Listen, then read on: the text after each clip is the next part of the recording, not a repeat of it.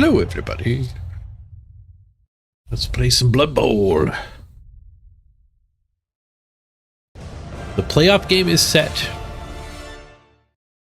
Playing the playoff game on Sunday, 5 p.m. Atlantic, 2100 hours UTC.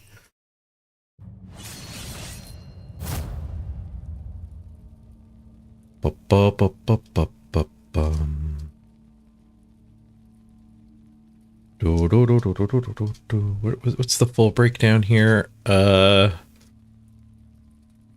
5 p.m. Atlantic, 4 p.m. Eastern, 1 p.m. Pacific, 2100 UTC.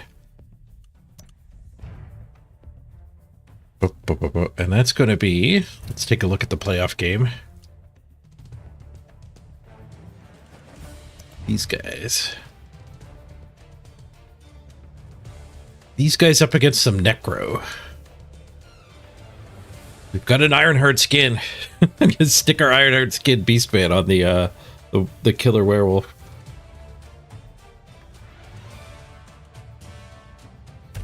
I wish we had an Ironheart skin on one of the 11 armor guys.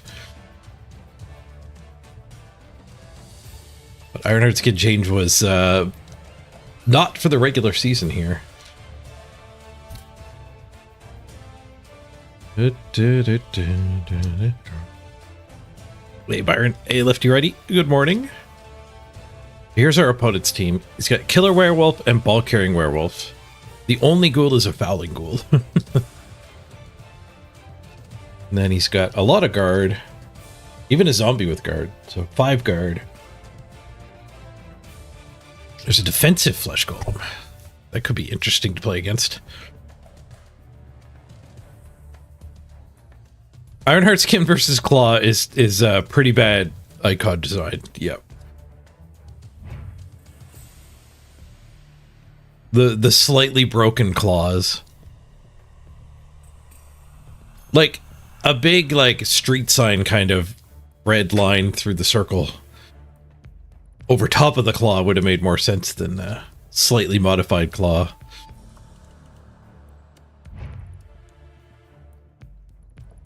And today, we're going to jam our developing Chaos team. We're up to 2 killers. And Ugor here can get a skill if we get a level there.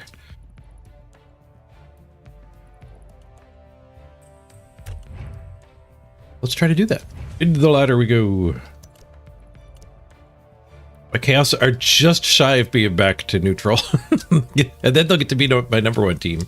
I won't have to pick teams anymore. Yeah, Teenage Chaos. A little bit rebellious.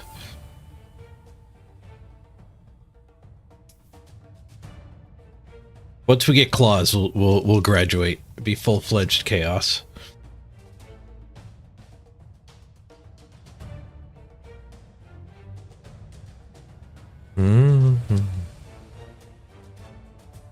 You're gonna try to do some OWA on the weekend to get a quest done? Oof. Took me a long time to get 3 wins with OWA. The good news is you can play on the arena instead. I'm pretty sure you can do the quest in the arena. And OWA are actually good in the arena. Most teams are pretty viable in the arena.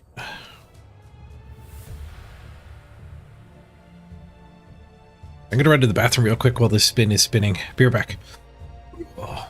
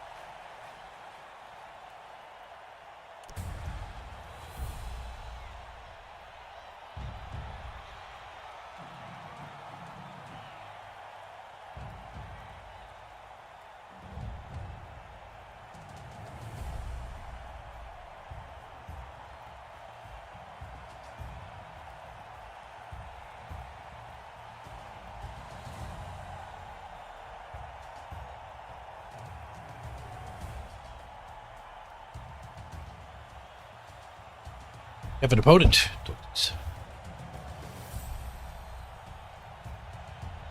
Who we fighting here? Black Orcs. Ooh. Don't see Black Orcs every day. What do we got? A guard, a stand firm, a mighty blow, and another stand firm. Tackle goblin. A sidestep goblin and a sneaky goblin. A tackle goblin's random.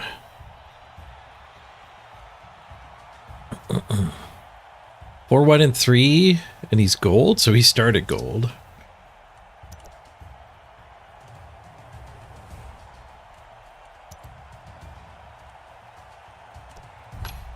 We're gonna get 100k. What do we want to do with 100k? Hope he buys a bribe. Take a wizard.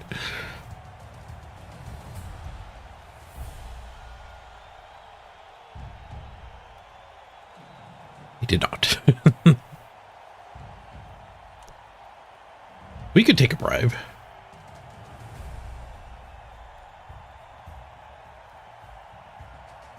Vice ref, he's 120.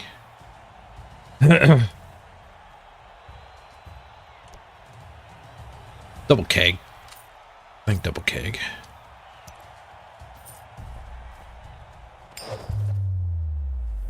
Let's go full screen mode, order in the overlay.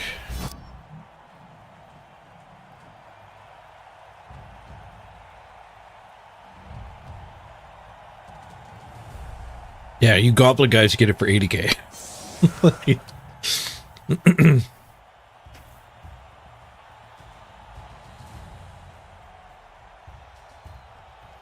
Looks like a big bench over there.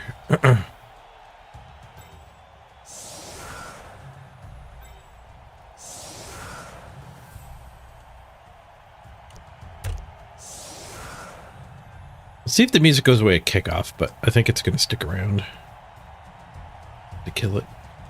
For some reason, I think they kind of fixed the bug in some cases.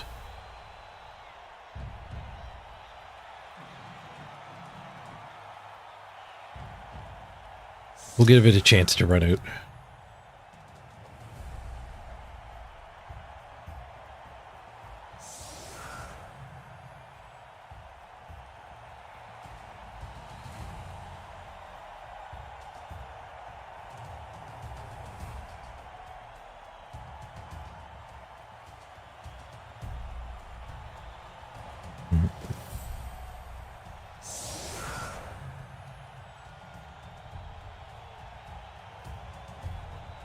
Two-player bench.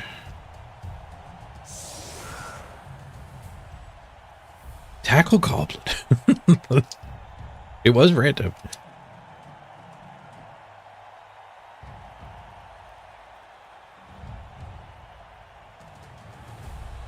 Leaving the secondaries discounted. This random secondaries discounted. It feels like missing the point. I'm not playing enough this season to really be drawn into random agility skilling these warriors, but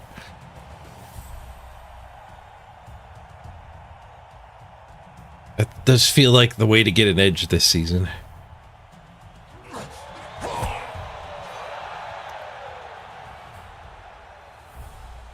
Maybe lizards with random general skinks is the best way to get an edge this season.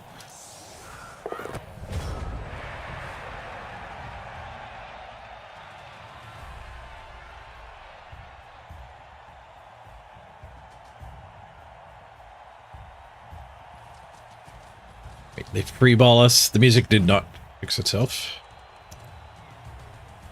I think it actually goes away while you're doing your setups when it doesn't bug out.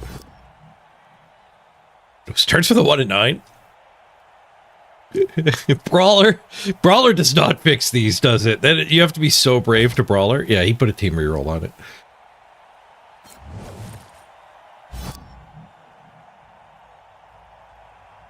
Pulls us back into the foul box.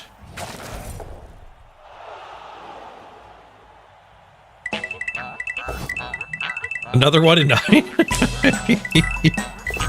He brawlers this time and 1 in 27's it. Not fouled. And the duel's a draw. Thumbtack, thank you for the resub.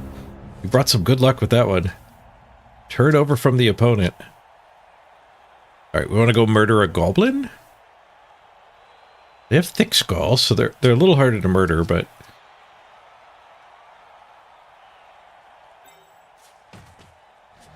I don't think I want that red die to go hit the ball. It would have to be a pow pow. So 5+5+ is not where we want to be.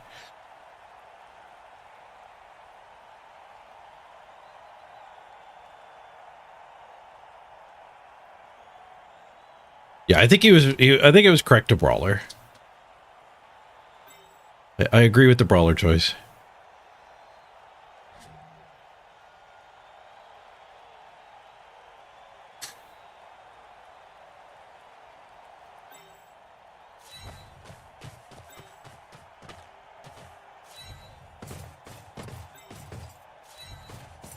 A little bit of bullying here.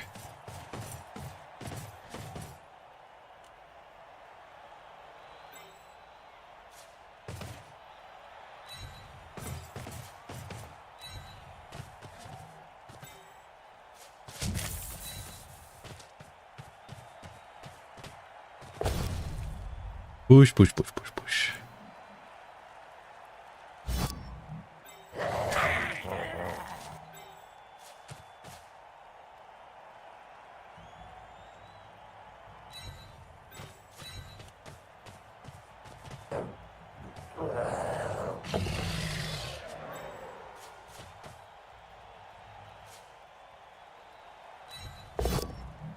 It's fine. We got one of the dodges. We left a foul, too.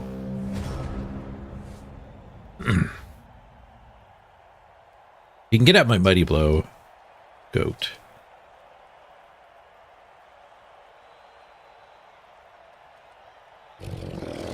Be his best blitz for attrition, but not particularly good for field position.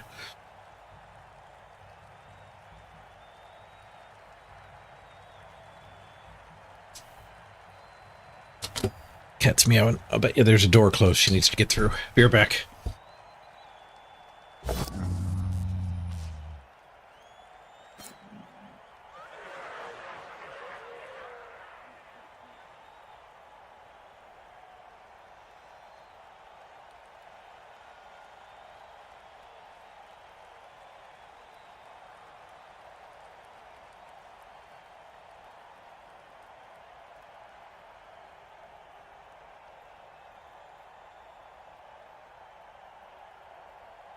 He's just sitting there in the middle of the kitchen. Doesn't want anything. She's not properly communicating what she wants. Oh, the troll ate a pie. Nice. Sometimes you fight, sometimes you eat a pie. I can relate. The pie choice is never the wrong choice.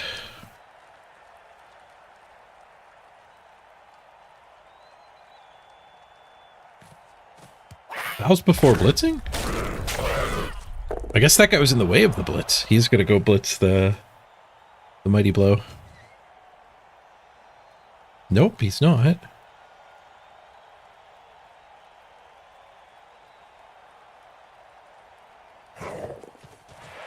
Good morning. This guy eat the blitz? Nope, he'd have the lightning bolt. Good evening and good night. We just have a blitzless turn here. Hey, Skuro.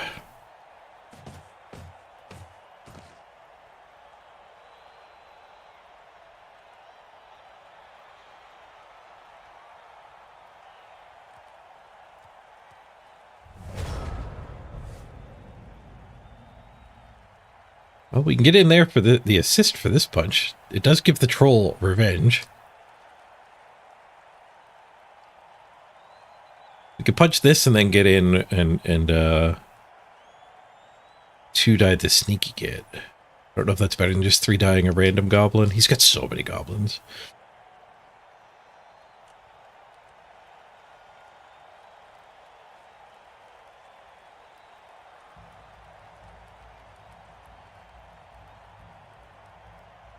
I think I'd rather one die this than sacrifice to the troll.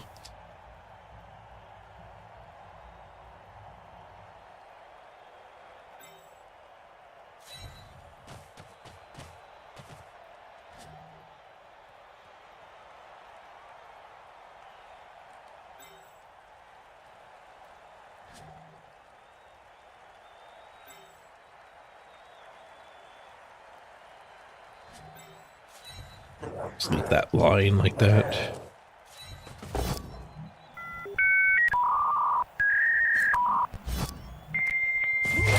Ooh! We do badly hurt one of the big boys.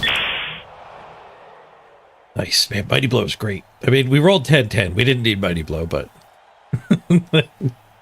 somehow Mighty Blow still gets credit. Hey, Jason. Hey, Fun Flame. Apothecary steps in to fix it.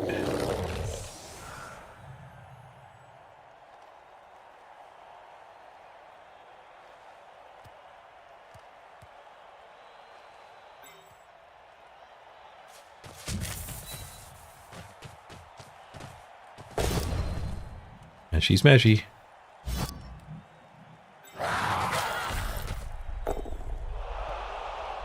Just a stun. Take.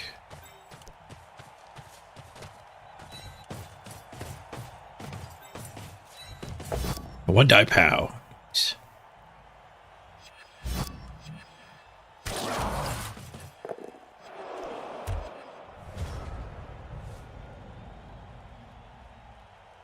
All right, removal's great. Apothecary is the one that got removed, but the Blackrook's gone for the drive. There might be a lot of time we can benefit from that. Feeling like a full 8-turn drive.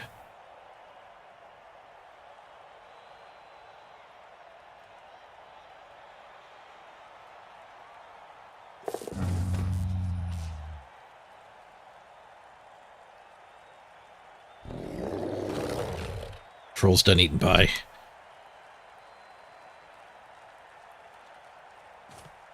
I feel like I'll be able to get that hit, though.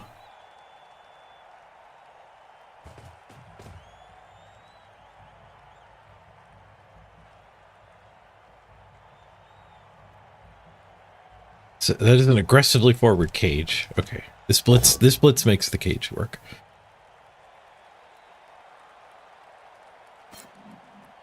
Means he doesn't blitz the goat in the back. Safe. Snake eyes.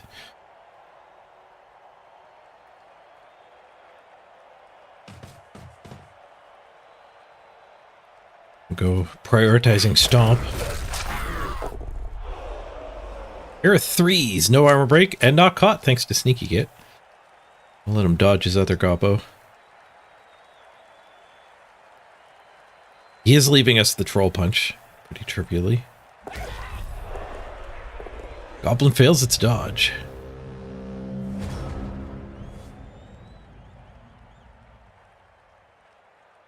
Might be a smush in turn. I think we could put the pressure on.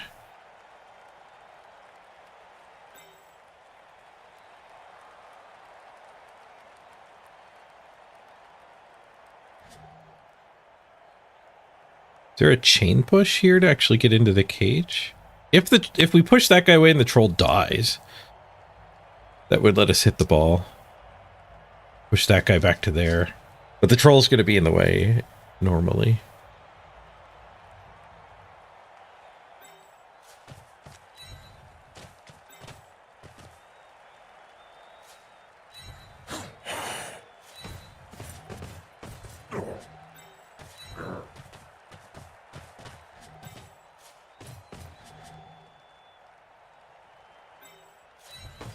There's better things for that warrior to have done. Come on, kill the troll.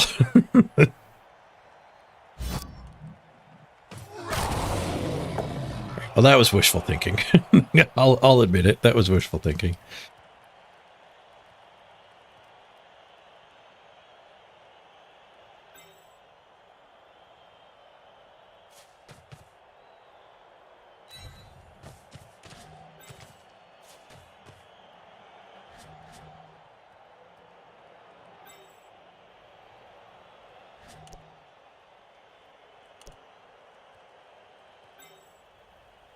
Need a bit of a safety. That's such a crappy safety.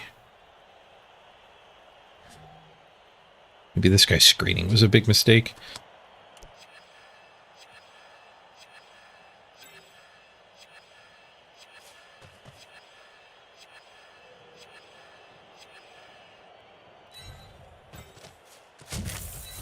Run that back as a safety. Skulls. Go away, Skulls. What Skulls? It's so much for running that guy back as a safety. There's a lot of Skulls. Reminds me of the sponsor of today's stream. Today's stream is, of course, brought to you by Scott Skulls. Scott Skulls. Everyone starts with one skull, but maybe you want two. Pick up an extra skull from Scott Skulls today.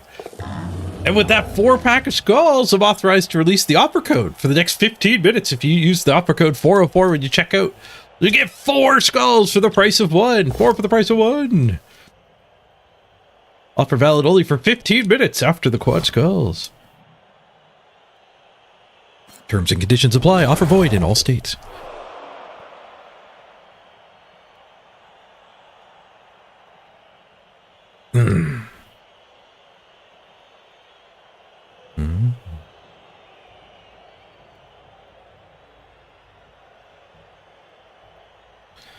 Ba, ba, ba, ba, ba, ba, ba. Oh, Sparrow, you saw a way to get the guy to punch the troll in with the blitz? It was down here.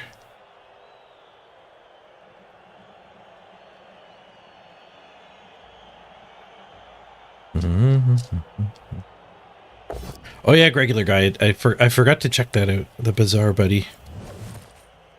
Gotta make sure it's safe, because a lot of those extensions, if they're not made by the company, you're trusting some random person on safe extension. Because you have to run a program on your computer. And running a program on your computer is letting whoever wrote the program do anything they want to your computer.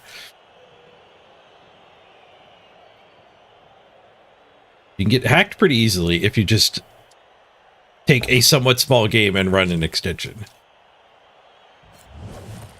A nefarious actor could build an extension for a community and then just backdoor into everybody's computer who's running it.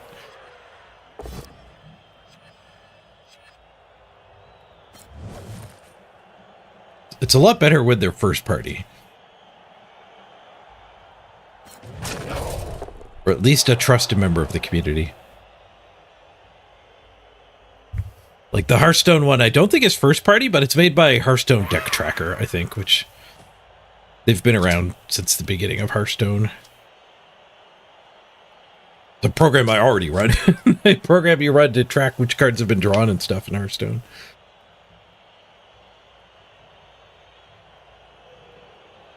I've already let them in. Bad luck with the goblin dodges. That was a double dodge, though.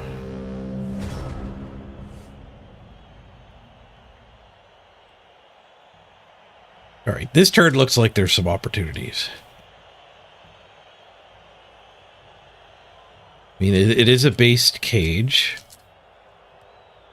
It looks like we can do this hit follow-up and get quite a few assists over here, too. Oh, this hit just gets me in trivially.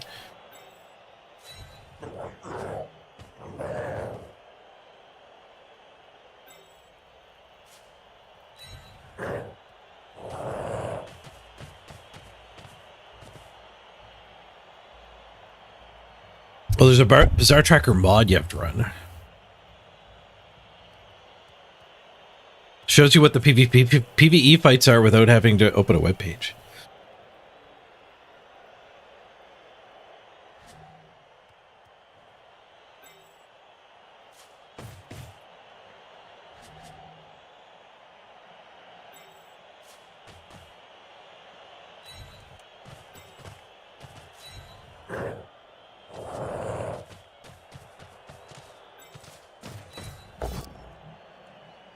Smashy. Oh, stand firm. Awkward. Means this gobbo didn't get marked. I guess that also means I'm in the way.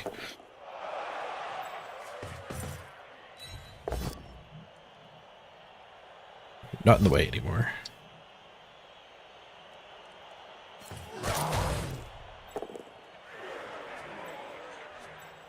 Go for it to both down it? I think we need to go for it to both down it.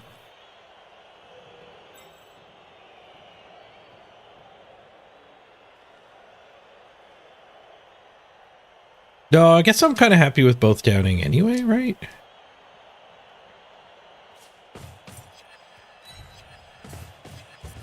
Just going with that one.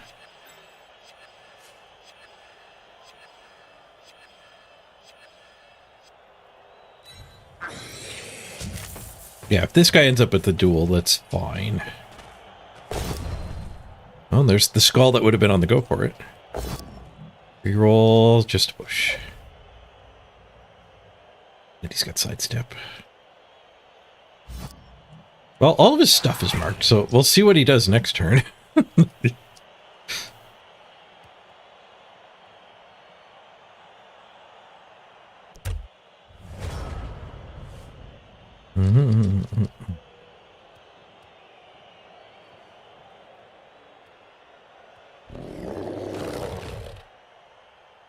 Oh, the mod does a bunch of stats for you too. Tracks all your previous games, builds, fights, and stat tracking. You can put your bizarre stuff just in the general part of the Discord. That's where everyone's been doing it.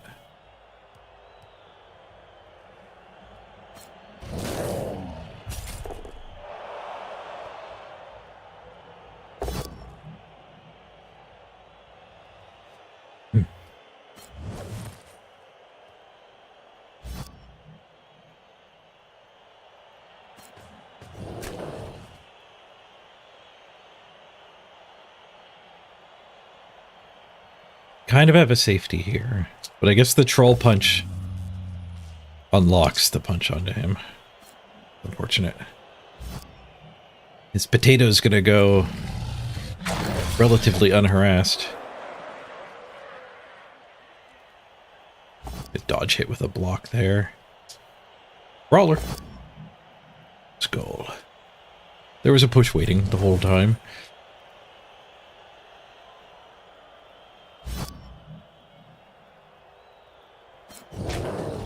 Mods in PvP games are kind of sketchy, though.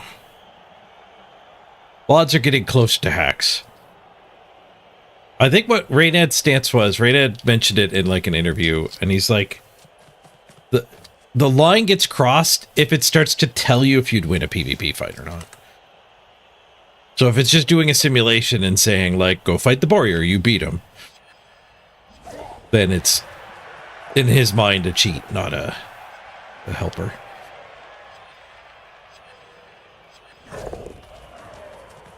But just showing you what the fights are seems to be perfectly fine. In fact, they want that in the game.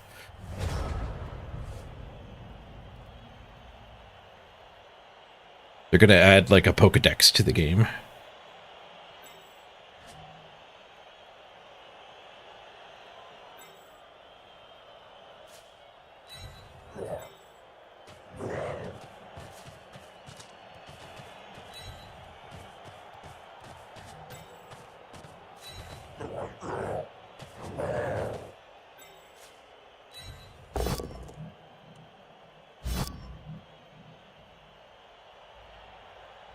Get this hit, we get him loose. Ooh, nice, another KO. So we're gonna have to one-die this, and then he'll be loose to go hit the ball.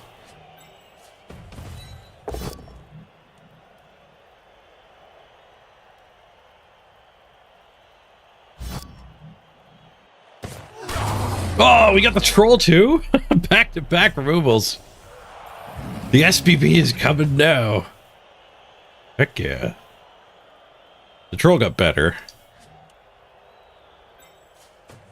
One die, one pow. Okay, 2 die on the ball. It's a duel. Alright. We only got 1 reroll. We'll take the duel. He's got 2 rerolls, so he probably gets his ball back, but maybe I kill the goblin.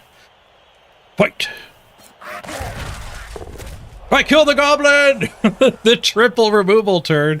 I mean, the troll got better, but we still got SPP out of it. 6 SPP turn.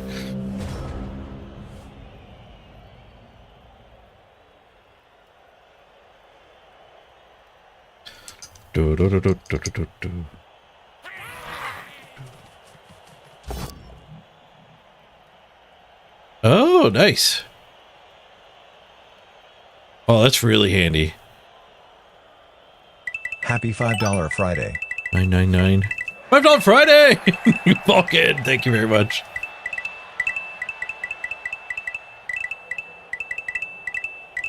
That is pretty handy. Is it? And I assume you can mouse over all the talents and stuff.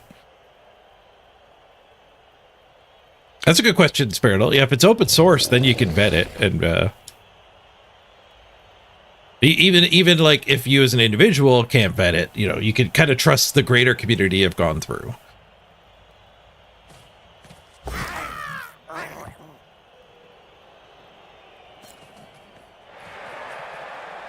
But as a streamer, you do have to be careful of that because there's more value in hacking us than random people. You hack random people and you can get like a bot army and mine Bitcoin on their machines. You start hacking streamers and I guess you get an audience, which I guess would appeal to a lot of hackers. He did get his ball back. Double, go for it. Without a reroll. Just jammed it.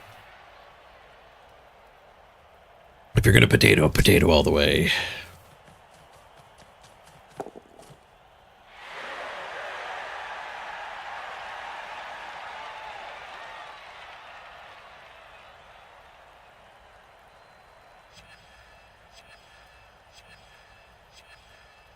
Yeah, that is a bit of a problem with the current Bazaar patch. Like, the first few days it was a ton of fun, but people have figured out how to go, like, insanely bonkers this patch. Way more so than you could in prior patches. You'd have to go all the way back to, the infinite daggers when the game first came out.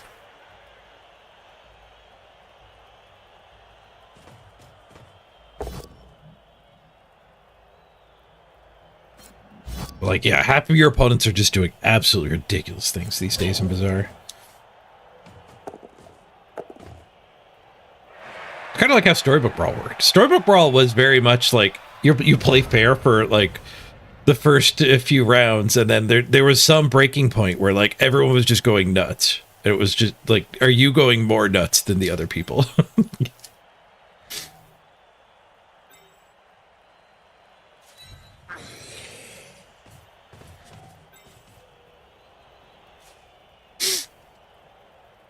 One, two, three, 4, 5, 6, go. Guess that's the play.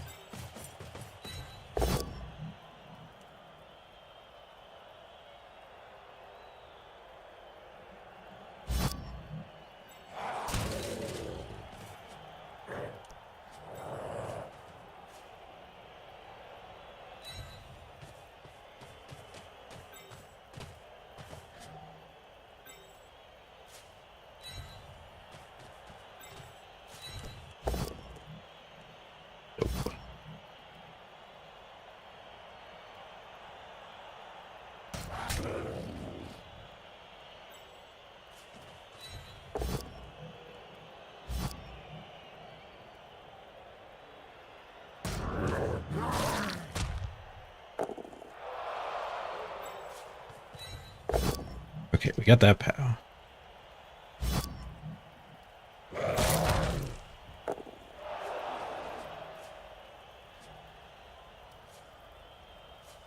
Ramming speed. We got one reroll for 2 go for it.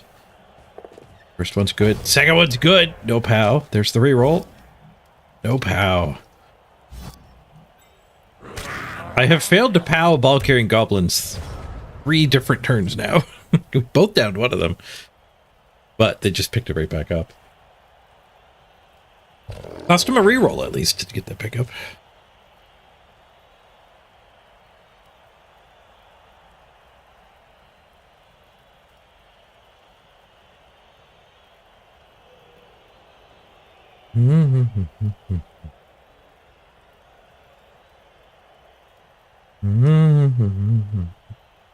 You're a speedy iceberg lost to a boulder. They create you for 20k. Preparian had a video with a crazy boulder build.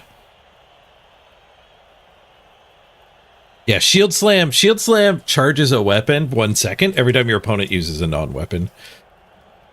Or something like that. And if you that's probably what he hit you with the boulder with in 4 seconds. You might have played against Preparian.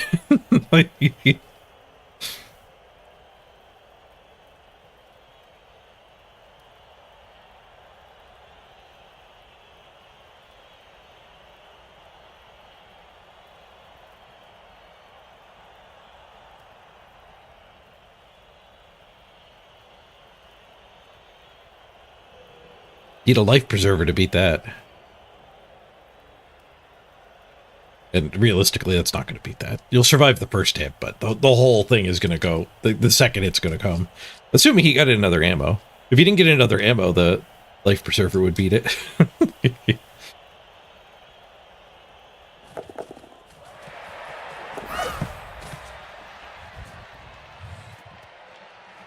They did score a touch early. Music back.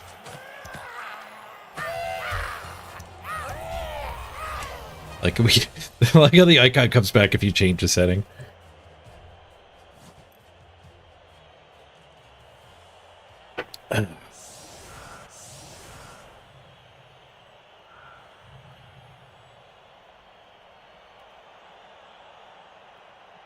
Eo stayed out.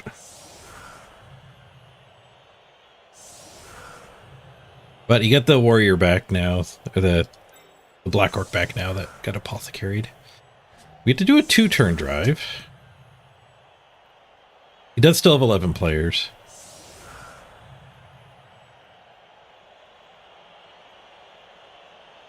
He gets to bring those two back out.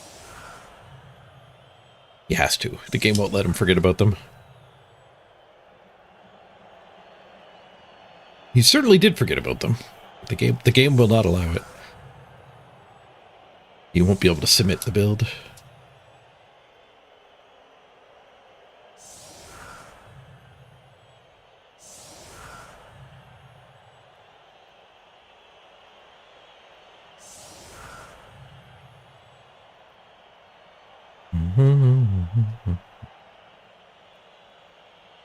So juggler is use a small item, charge a large item.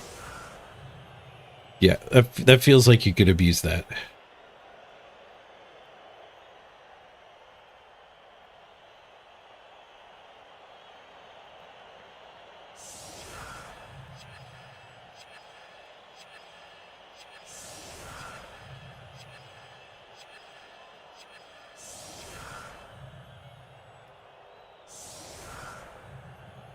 He's got the other gobos out. He's into his time bank. So I'll have to go right up the middle. He's leaving the middle wide open.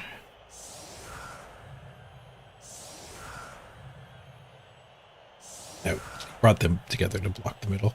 The middle's still available. I just have to do the hit first. Which is harder with the troll there.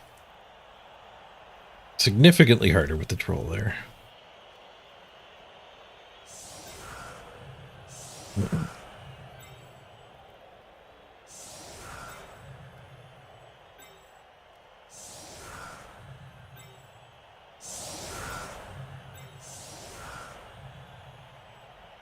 It's going to be unlikely.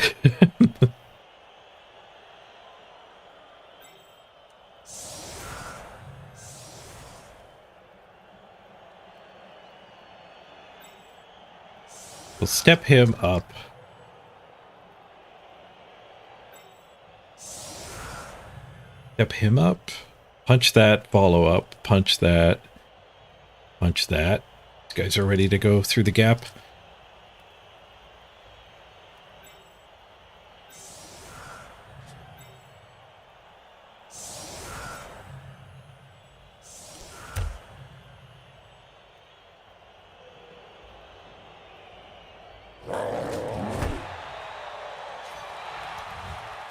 Yeah, I think Kriparian had 3 pearls in his video too, with the fishing rod. But the fight lasted 5 seconds. I'm a little jealous. I would like to do a boulder build. right. Cheering fans draw.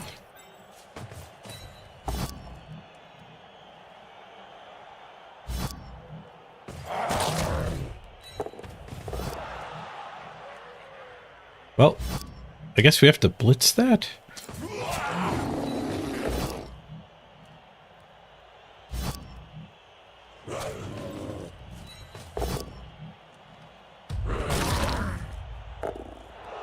Starting to look a little unlikely, not gonna lie.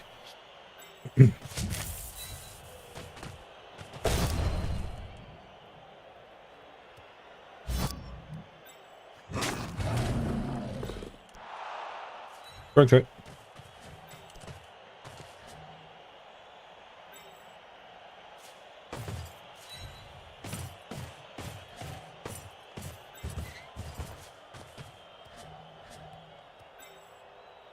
I could just get this guy the ball.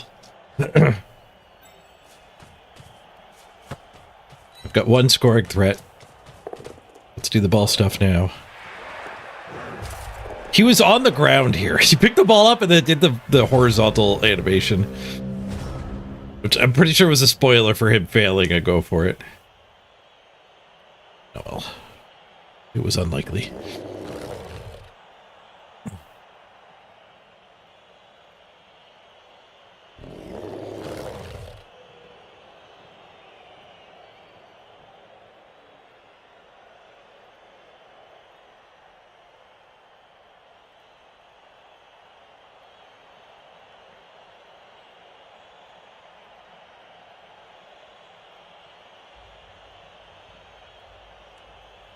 Still 11 v 11 too, so we'll probably have to buckle in and settle for a draw.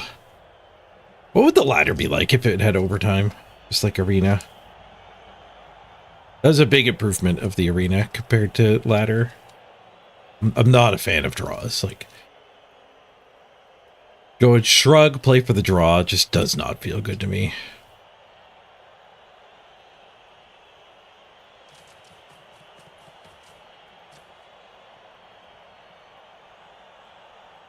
It honestly feels like losing.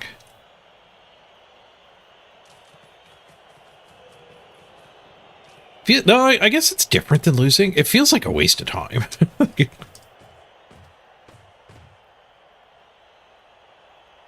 We've definitely gained a lot of SPP, though. Stupid regenerating troll.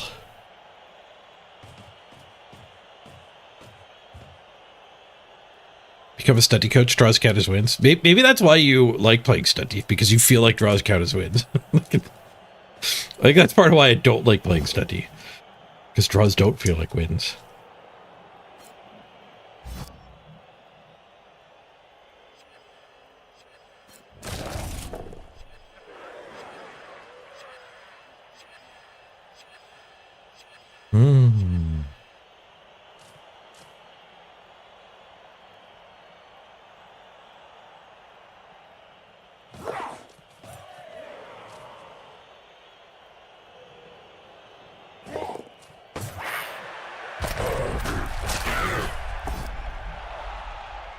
The KO.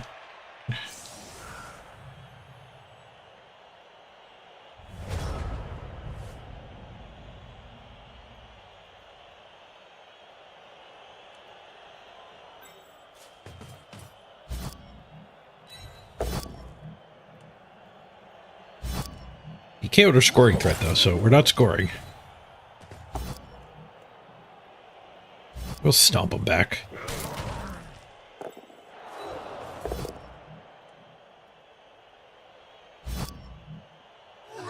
Armor break. Nice. It's done. That's nice.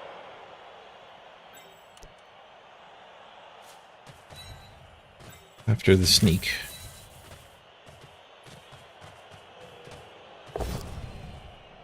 Just a push.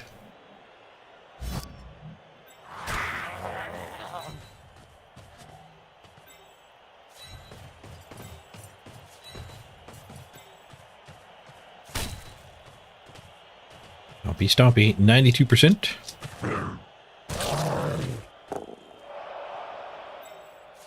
And 22% pass farm.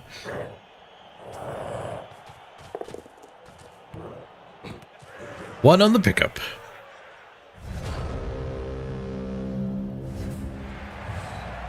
Getting good luck finding the removals, but pretty bad luck on the ball stuff. We also like played better. We got hits on the ball 3 turns in a row. They just didn't turn into anything. Part of that might have been the hits weren't great. Like, I didn't have recovery afterwards. But a part of that was just not rolling POWs. Like, we dueled to knock the ball loose the time I didn't recover it. But I think even if we POW'd, it was the last guy to act. The one who did it. It's KO stayed out, though. That's good. At least he is down the sidestep goblin and stand firm black orc.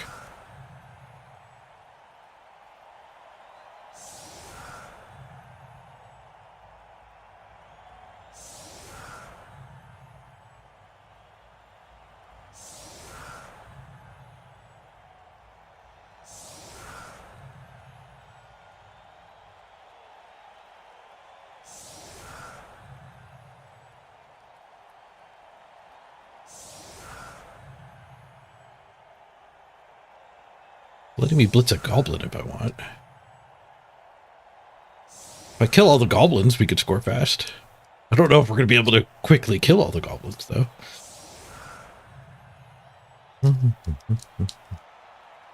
Yeah, I don't mind the bizarre talk. Even while we're in the other game. I don't mind the Blood Bowl talk while we're playing not Blood Bowl.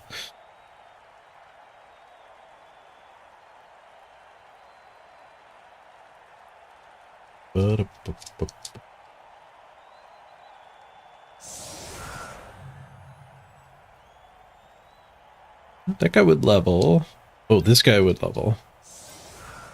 Second level on a block guy. That's what we want to line up for.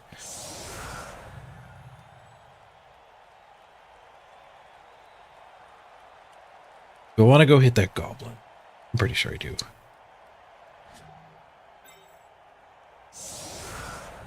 Not with the mighty blow, though, because whoever goes up there is going to be fouled.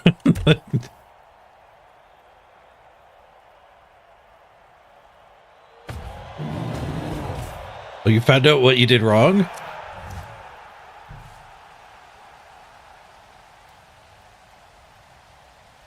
Who are the top players in Blood Bowl 3? You know, I don't know. I could have answered that for Blood Bowl 2. I guess I haven't been following the Blood Bowl 3 playoffs that much.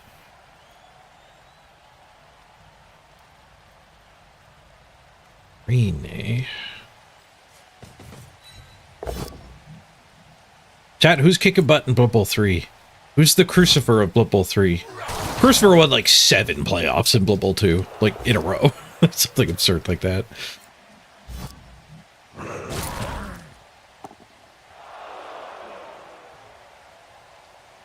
Telltale Hunter says me. Thanks, Telltale Hunter. I think I had a 4th place finish in playoffs. I haven't won a playoffs yet. I'm a contender.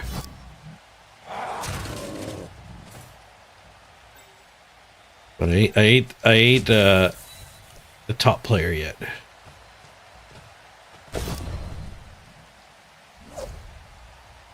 Crystal Hunter. Crystal Hunter's always at the top of ladders. Make the foul a little worse. Squirting.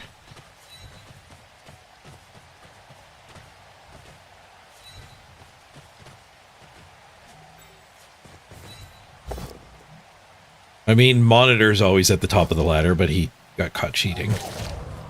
And they just let him keep playing. He got banned for 1 season when he got caught cheating. And then he's been top of the ladder like 80% of the time since then. Which honestly is probably the core of why I don't know. Like, nobody cares. Like, Blood Bowl 3 does not get the respect Blood Bowl 2 did. The better players aren't even active on the ladder.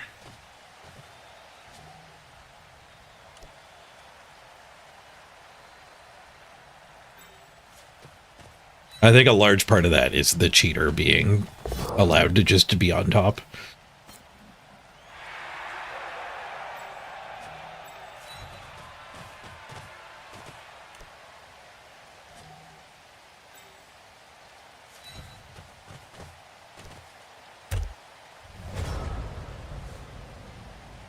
Da, da, da, da, da, da, da. Oh, you guys got a World Cup ticket for the Stunty Cup? Nice.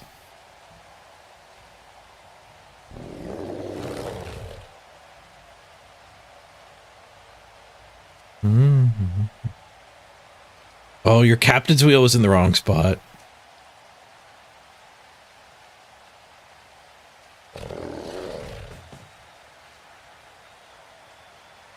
Yeah, freeze can't crit. Freeze can't crit. Can't crit.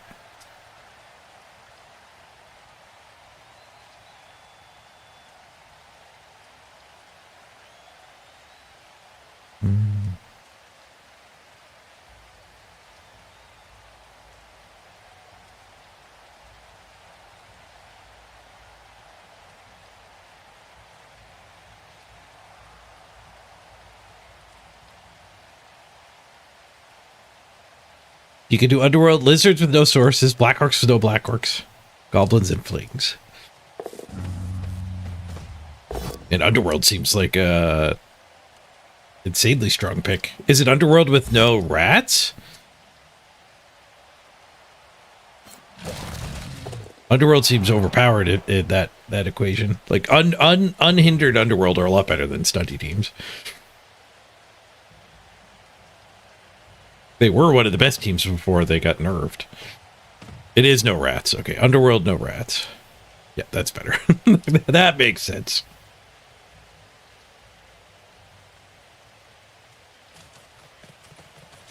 So you can go Rat Ogre and Underworld Goblins, but Black Orc Goblins are better. Like, Thick Skull is not nothing.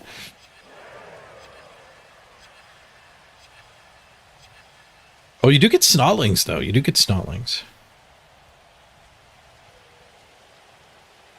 We'll only need one extra strength to catch up to Goblins and Halflings.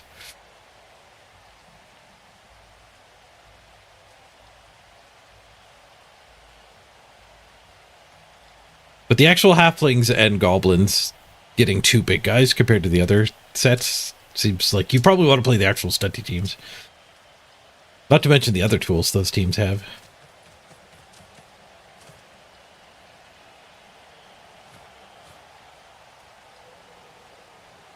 I guess Skinks have a movement advantage.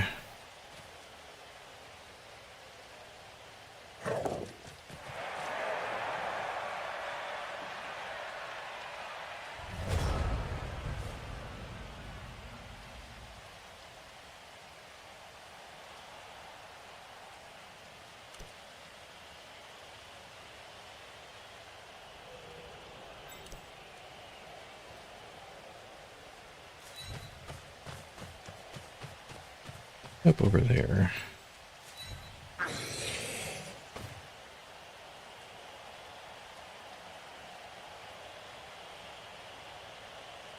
It's this one, I think.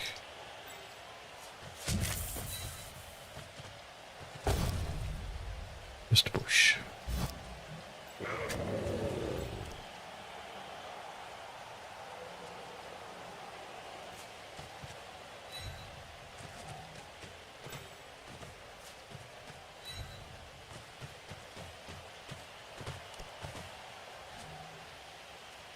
Could go here at one die. Or we could just go one die there. And loose.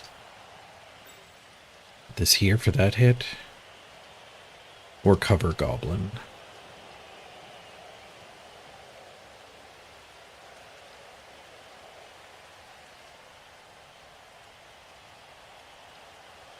Take that hit.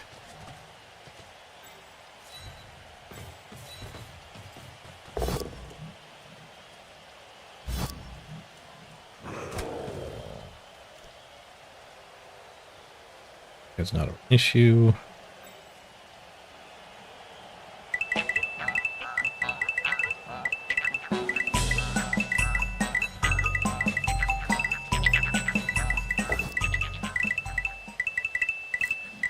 We got a resub. Sadie Speedy! Thank you for making it prime time. That push.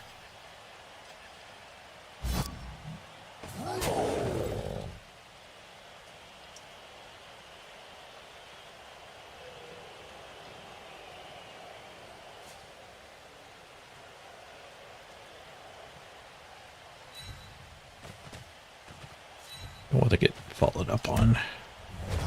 Over. Oh, the ads are coming. No, I forgot the halftime ads. Sorry, everybody. Supposed to do the ads in halftime so they don't come in the middle of the game.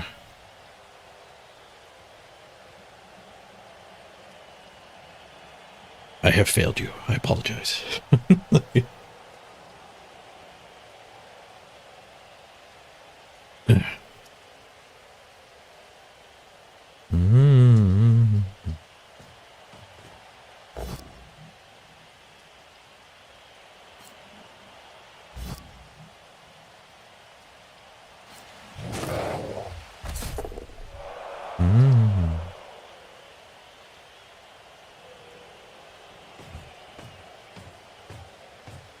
I've never had a bug like that, regular guy. I wonder if it's the mod you're running that's causing that kind of discrepancy.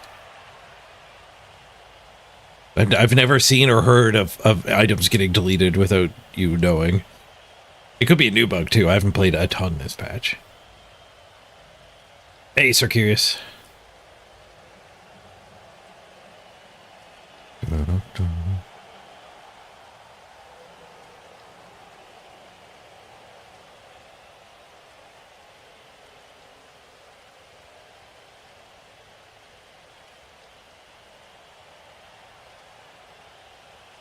He's on the ball, and he got a stun. Not great.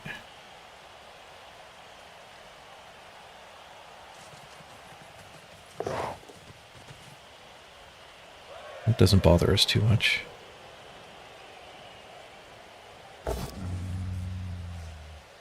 Just a push.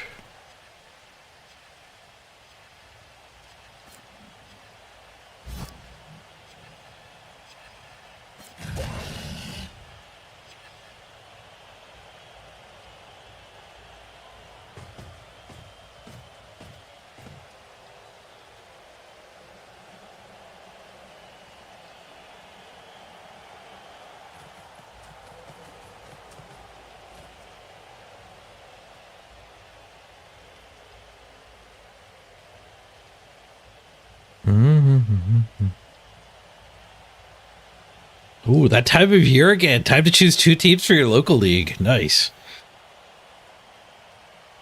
An important decision. Not to be taken lightly. Alright, we have lots of time to kill, so he's in my way quite a bit, but just coming back midfield is going to suit us just fine. Hopefully some of these goblins fail their dodges.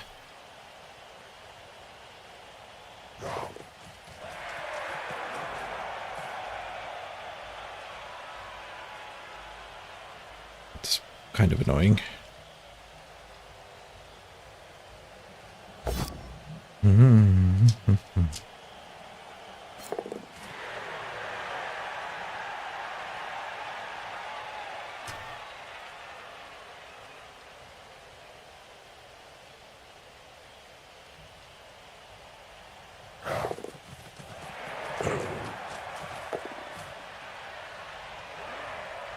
Alright, well, the goblins didn't fail their dodges, and now things look bad.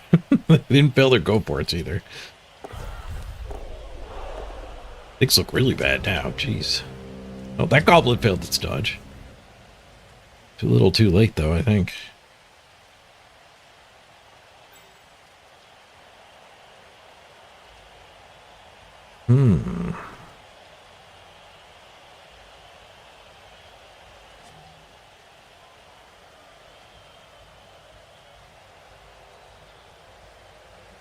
We're just going to count on dodging back and over?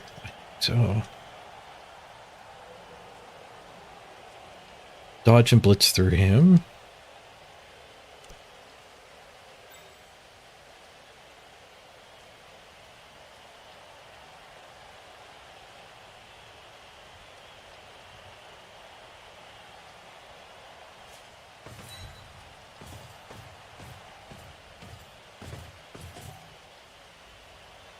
This is potentially game losing for sure. I don't like the dodge and blitz part though. I think we should probably blitz ahead of time.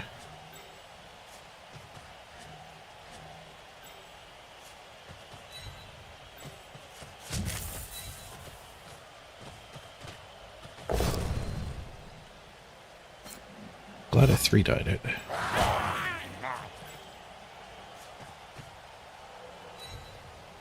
Back. Find this stuff. He's mitigating a failed dodge a little bit.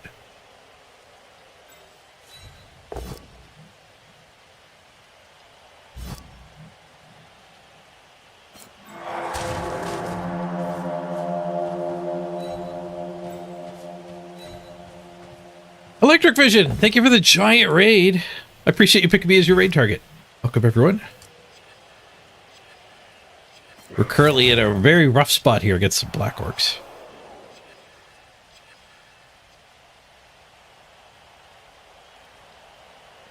I need to dodge this ball.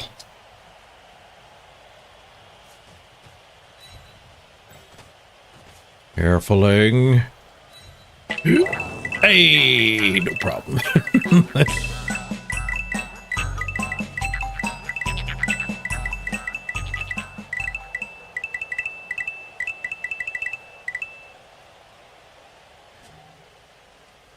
Guess the troll, like, just keeping those two marked is protecting us better than anything else I can do here. Just end the turn.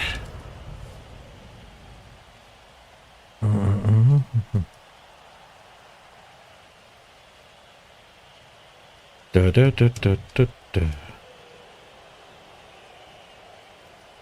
I'm back on Andros mode? I don't know what that is. It sounds good, though.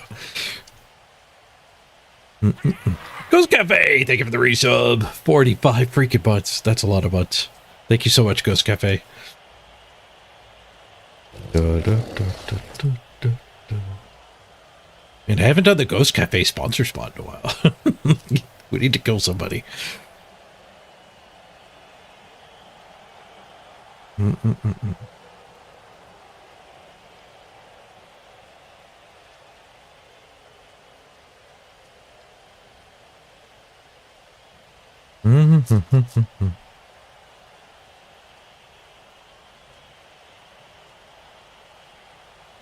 Oh, the floating head thing. Andros from Star Fox.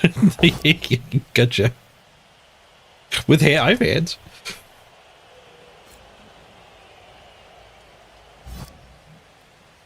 I do like the floating head gag. I got a new teal shirt from Christmas. For Christmas that matches my the paint color of my wall that's getting green screened out. I hadn't been doing it because the paint we used on the wall isn't green. It's got a lot of blue in it. The mix of blue and green. So you can chroma key to anything. You just like use the little eyedropper tool to chroma key to it, but it meant my actual green shirts weren't making me a floating head. And then I opened this shirt for Christmas. Which is much more teal than green. A lot of blue in it.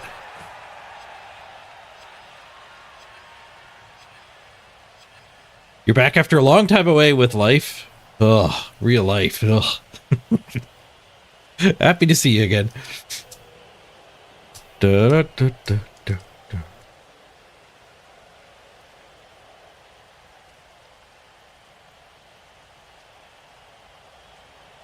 Stupid real life embodies. That's why I'm a floating head right now. Stupid body. It just like wants to pee all the time. We got more important things to do than pee. Come on.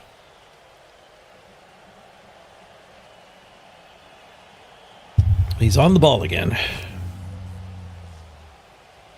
We can blitz through this goblin below us. We'd have to actually pow it, though.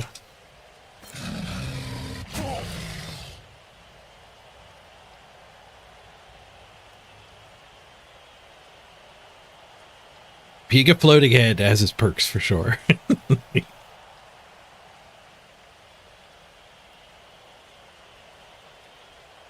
We could do ball carrier swing here. And then just look to get the Black Orc. We'll blitz the Black Orc here. And we get this punch too. That might end up fine for us. Yeah, let's do that. Bonk. There's a gobbo on us. Should have done the mighty blow hit first. Just a push.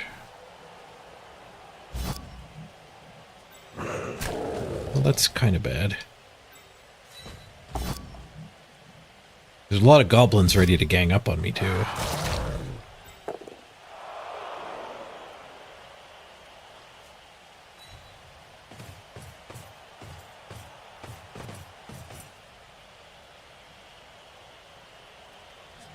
What does this do?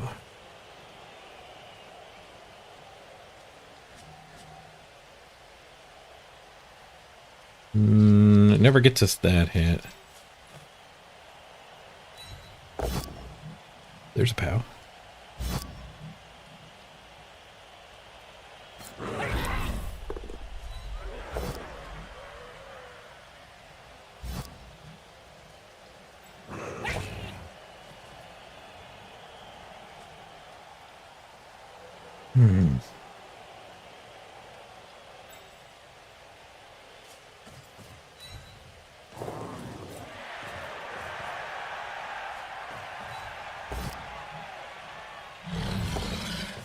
Cost me a reroll, but we did get that.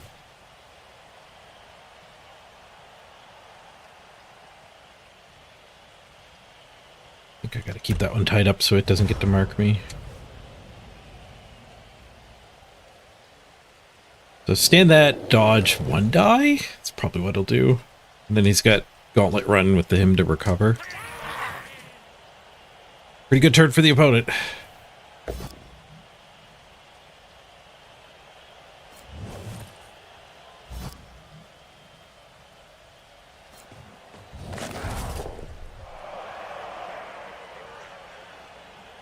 That guy getting isolated is kind of good for me. I don't know if that was a great grab. Could stand up and be an assist now. Still just a 1 die on the ball. Each have 1 reroll left. Oh, double dodge to make it a 2 die. Yeah, that might be worth it. Did have the built-in reroll. That was his good recovery, though.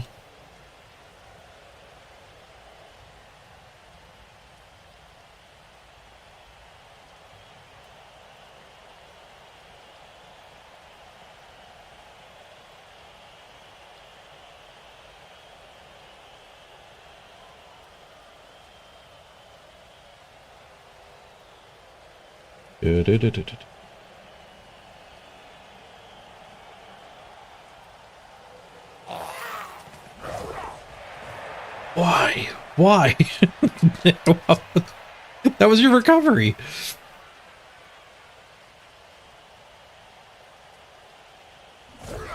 Take my tackle? No, that's his tackle. That's his tackle. Does not reroll a 2 die on the ball. I mean, my guy's surrounded by goblins. That does kind of suck for me.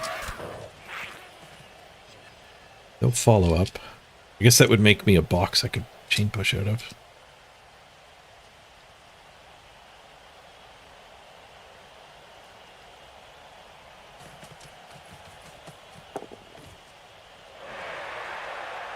Yeah, I don't take tackle on my chaos teams. We're not here to be tackling things. We're here to claw open the dwarves. Not tackle the goblins. You can kill the goblins well enough. Don't need to waste skills on that. Oops, skulls. Yeah, if he saved the reroll from retrying the ball, he's not going to reroll those skulls. Alright. Blitzing through this guy is definitely an option. Punching that and creating a box, I think, is worse. Because we'd have to POW the goblin. This thing we can get a POW or a stumble. And if we fail, we don't need to dodge. We can just try to protect in place.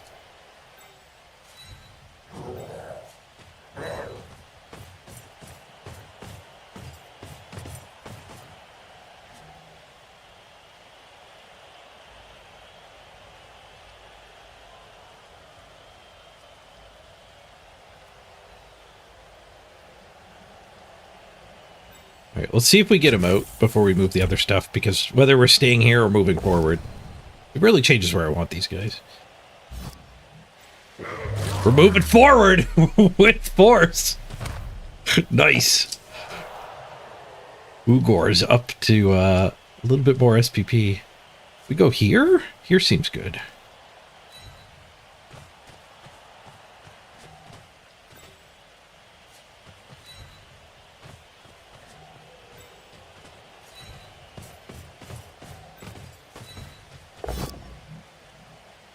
Admittedly, moving my guy here was a little bit underthought.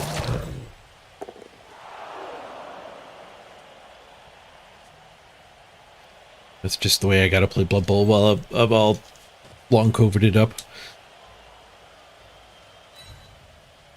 Less thinking, more punching.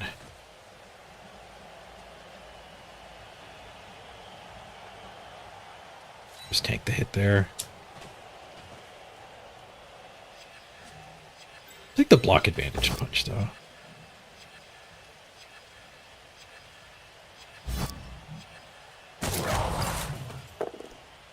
Because he was going to be able to stand it and just 2-9 me. Da, da, da, da, da, da. I am a dwarf and I'm digging a hole.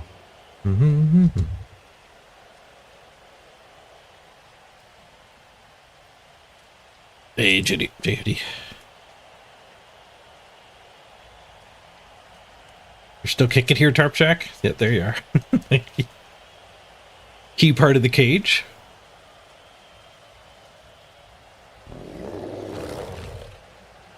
Did someone say claw? Not yet. We've got 2 claw candidates. Clawnidates. Candilaws?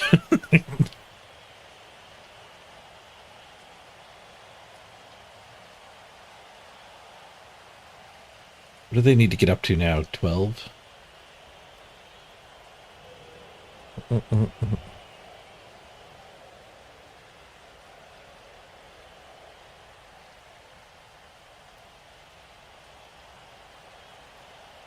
Language barrier can be tough, regular guy. And you're just stuck with their messages. You can't actually interact with them. Yeah, that's rough.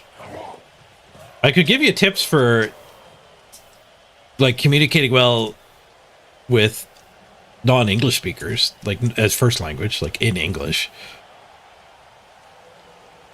I went through that at the casino. Like we had some people who worked I had to talk to over the phone who would, English was not the first language. The biggest tip there is to get them, like, after you tell them something, ask them to repeat it back to you, which sounds like condescending and what you do to a 5-year-old or whatever, but I mean, it just works. But I mean, that doesn't help if you're doing written notes back and forth. I have no idea what you can do.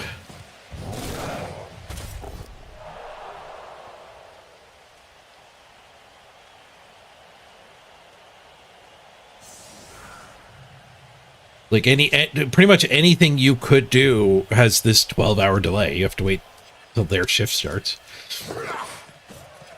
He's into his bank.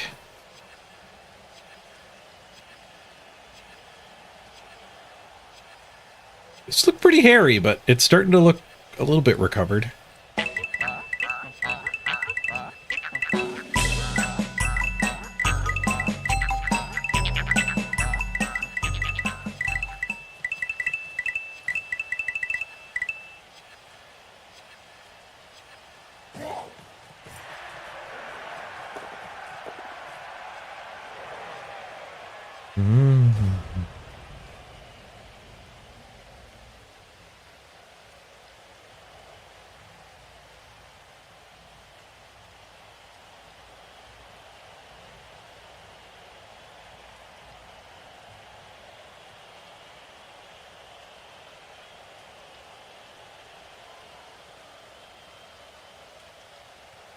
Yeah, these two are not connected, so if we can knock this guy down, we have a route. We could just use our blitz to do that. We blitz him to there, we get a retry.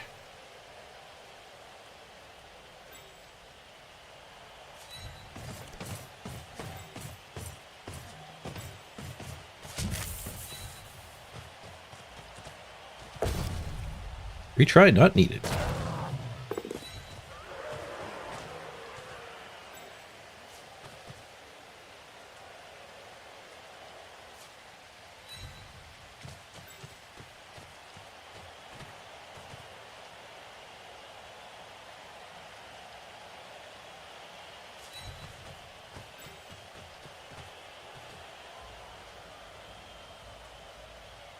I kind of want to go here, but I also want to dodge this guy eventually.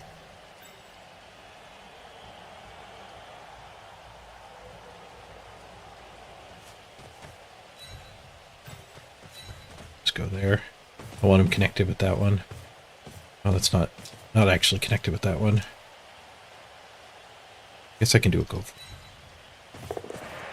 I hate go for it's, but they are part of the game. And we were fine. The go for it worked out.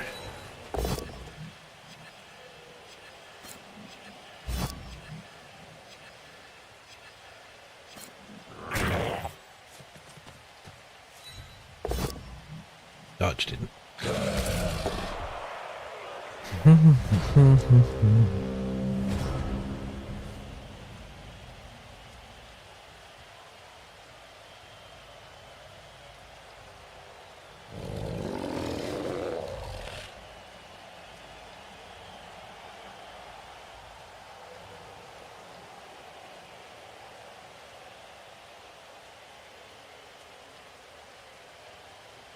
But go for it's a free movement.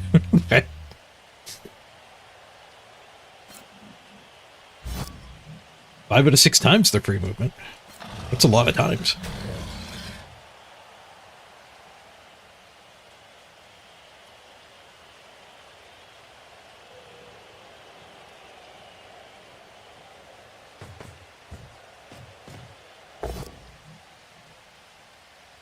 Keeps using the blitz to get onto the ball.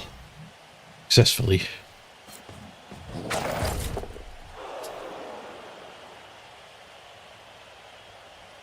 Instead of the goblin shenanigan blitz. Let's go for it. Oh. Free movement.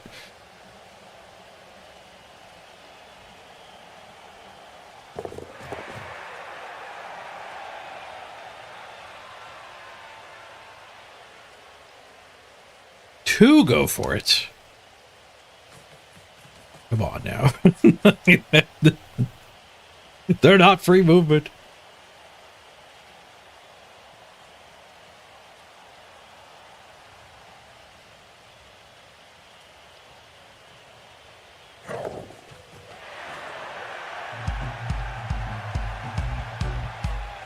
Out in the street, they call it murder. Hey, Vonru.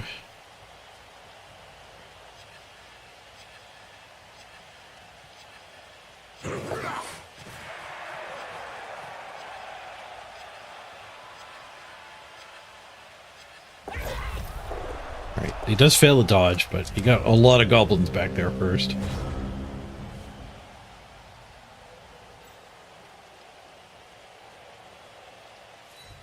Need a scoring threat.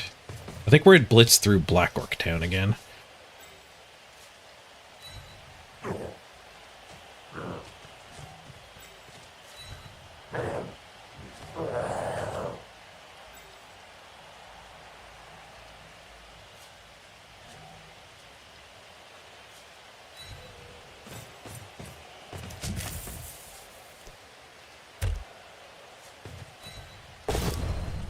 Nice.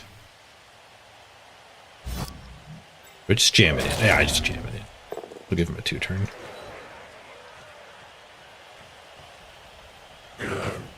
The goblins were ready to actually take a 2-die on me.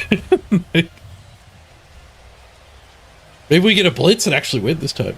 You deciphered the text? The ancient Indian text. Ancient Hindu text. Of bug reproduction.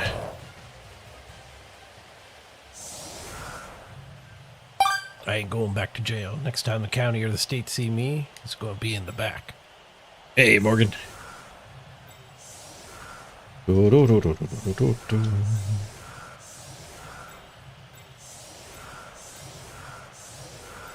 go one farther back, just so he can't blitz up this side. Makes me a little weaker on the midfield situation, though. Make it harder for him to get those hits to get the gap open in the middle.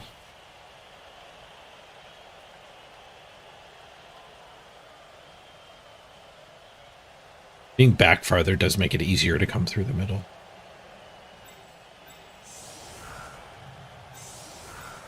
At least like this. We could go like this.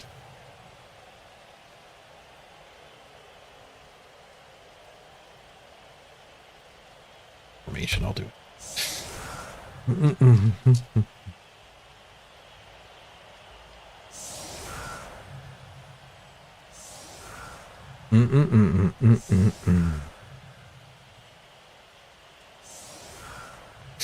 Oh, they meant to say they're only getting expected behavior for X.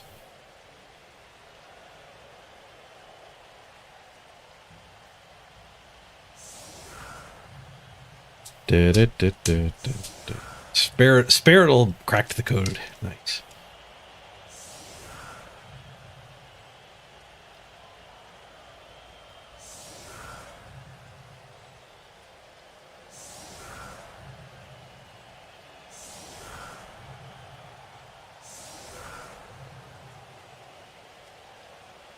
I guess you could ask ChatGPT.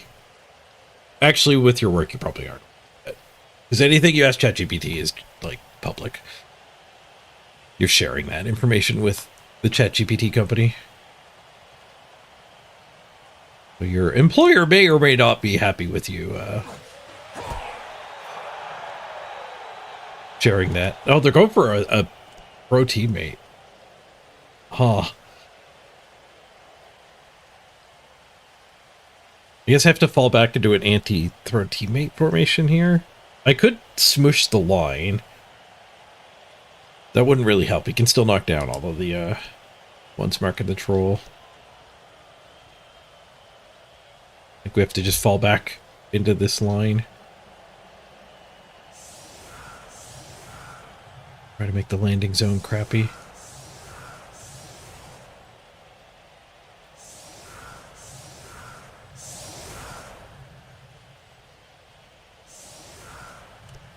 This is very unlikely to be a crappy landing zone. I think I have to go farther back. And actually count on the fact that the troll's midfield, so he can't really throw into the gap.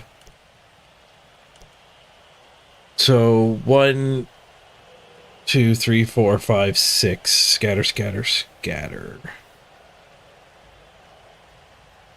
I can actually do this.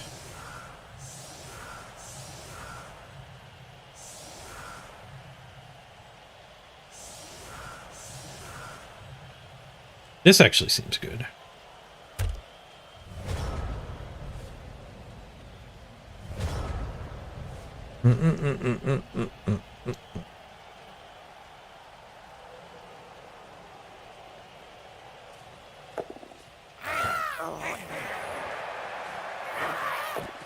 It's the transfer in the rain.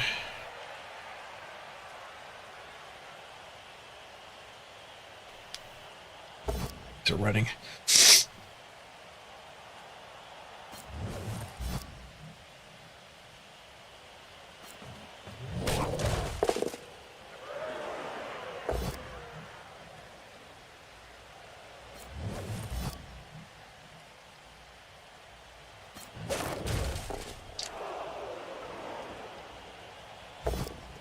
Allergy pill. That might help my eyes. I need to fill my water, though. All right. Nobody give up a one-turn touchdown while I'm gone.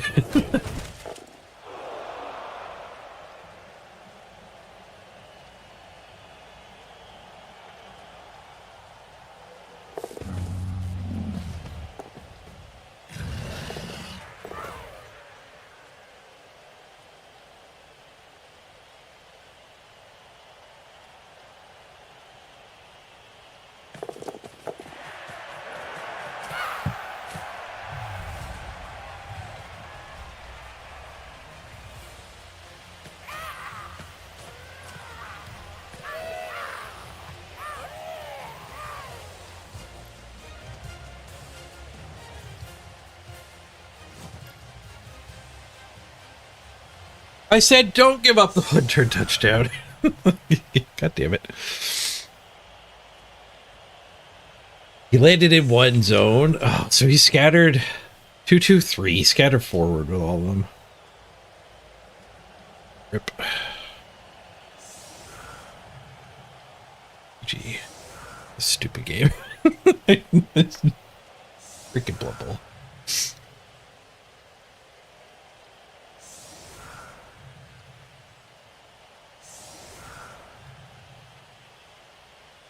I'll turn him back. Do I have everybody? We can do it with 11.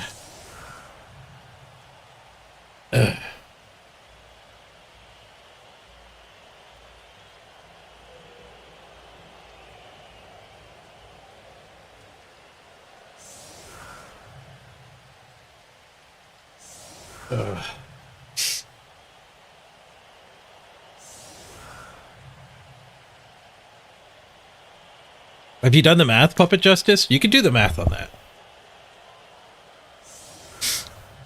I was told that making the landing harder is the way to make it less likely.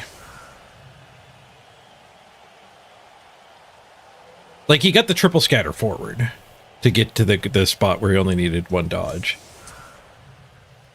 Oh, he needed 3 dodges. What am I talking about? So he didn't scatter forward. He still did 3 dodges. Like, I mean, I didn't watch it. I misunderstood. Versus stand firm? He didn't use the stand firm, luckily. Actually, you can't do it against this formation. You need to get around behind. Well, actually, maybe that made it easier. 12, 11, 10, 9, 8. I have to get pushed to here.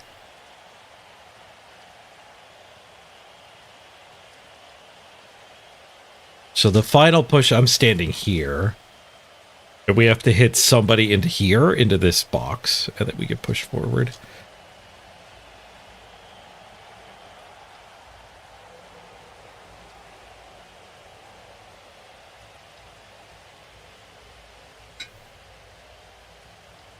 That's not what I asked, Puppet Justice. You could do the math. You could run it. You haven't ran it. Like, it is possible to just know, like, not trivially easily, but you could just know, like, doing a simulation of all the possible scatters and stuff.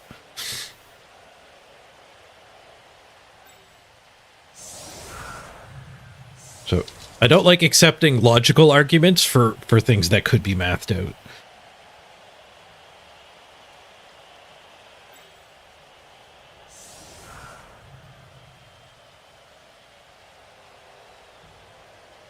But mathing stuff out can be tough. I don't think the one turns here. What would it be? It would be...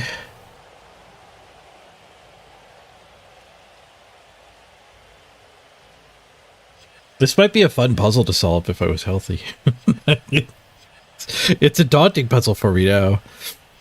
Isn't math the same as logic? No, you could do logical arguments, and you could do math. Like, you could just do the numbers. The numbers don't lie.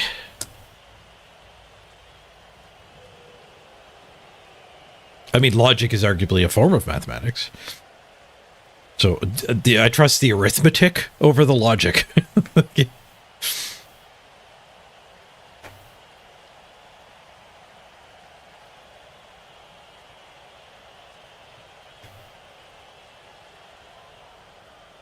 But I get the point being, like, if somebody's going to say, hey, you should set up one farther forward because you're making the gauntlet run harder instead of the landing harder. That's like, okay, now you're trying to apply logic, like, which is more powerful? Like, which do you want to make harder? Where you could just get the raw numbers of what is the percentage chance of the touchdown working. Like I said, it's not trivial because, like, scatters in particular make it pretty not trivial. So the goblin is landing in a very random position. I think we're better off just setting up for the riot. I think it's pretty low odds to actually get the one turn, even if it's here.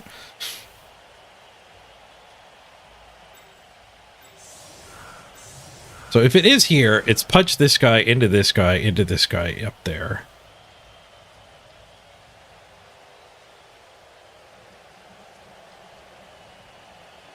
And then we're punching the black orc into our guy, our warrior, into our goat. Goat's here, warrior's here.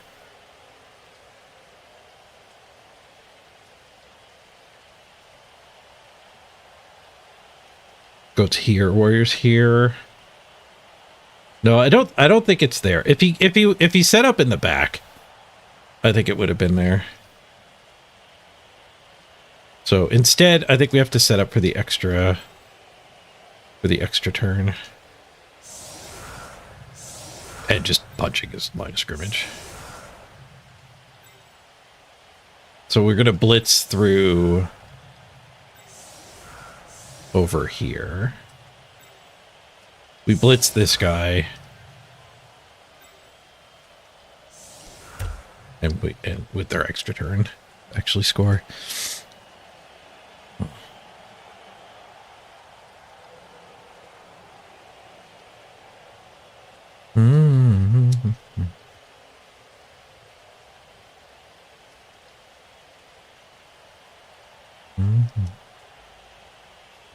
What's the math of you finishing your fish finger sandwich? I mean, I don't know you. If it was me, it would be 100% every time.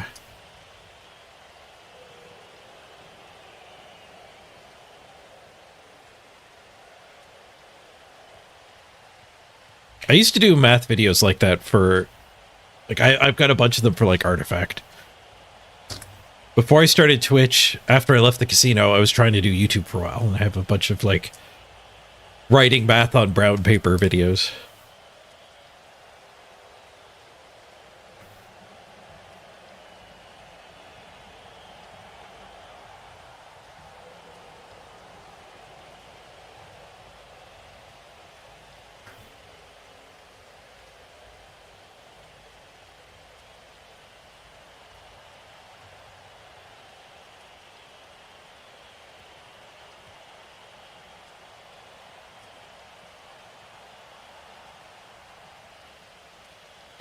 I think that the short version of how you would do the math is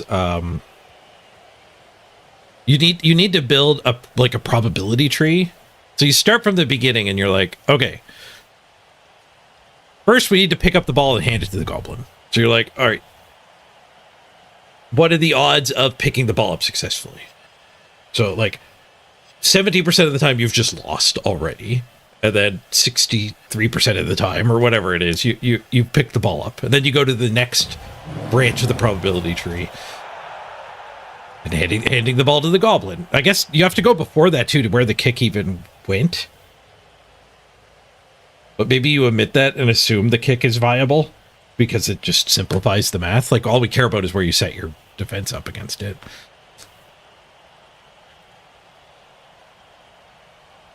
But the hard part is the probability of where the goblin lands. Now you need to branch out.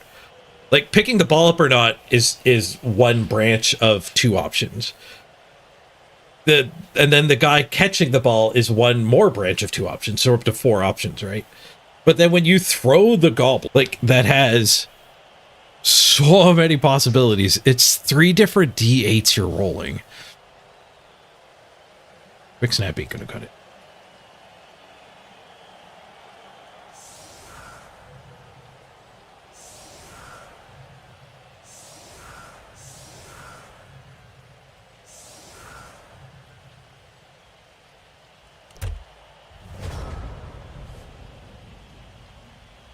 I guess you do the probability by all of the D8. So it's 3 D8, 3 8 branching nodes in a row for where you've landed.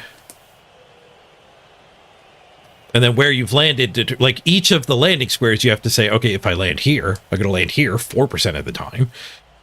And then we need the 3 plus 3 plus 2 plus 2 plus 3 plus 2 plus 1, or whatever. But if we land here, we need different stuff. And then you have to rerun it for each line that you position your wall at and see which one has the lowest odds. So it's not that it's easy math, it's doable math. It's particularly not easy math.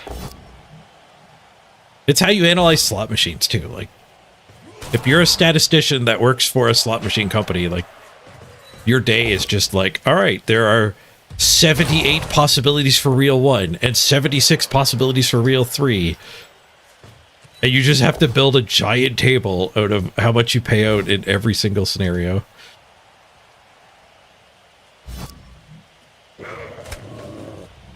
What's the blitz? Those are both at 4. He's smashy. This will give me the retry on the Black Orc too. Just a stun.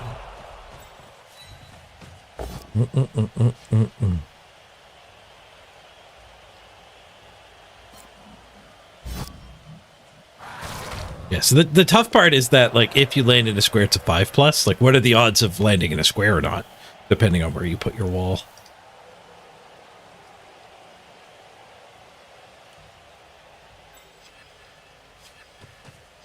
Guess I'll just pass farm on this guy.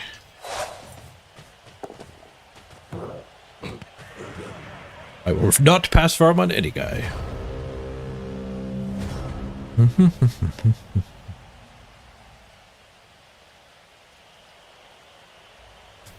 I have seen that table too, Vladiana, of the landing chances.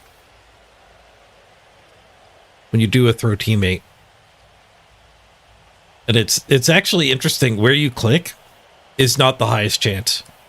All of the squares around where you click are actually slightly higher chance than where you click.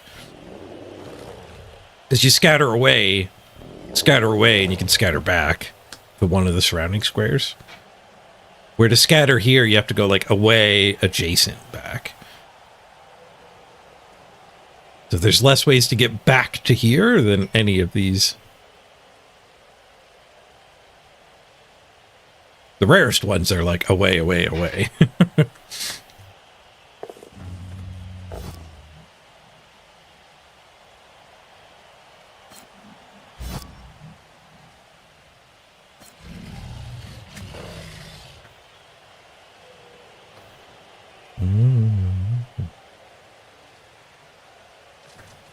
Yeah, Doom Divers have a much tighter scatter pattern for sure.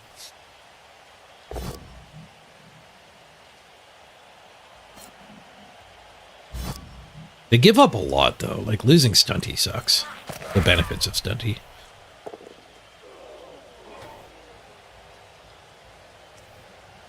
They definitely still get the negatives of Stunty.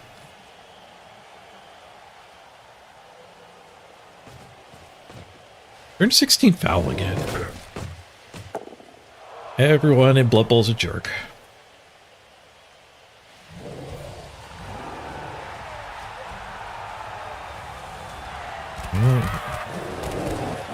Yeah, throw teammate as a weapon in general is pretty bad. The odds of just of actually blowing your own guy up are pretty high.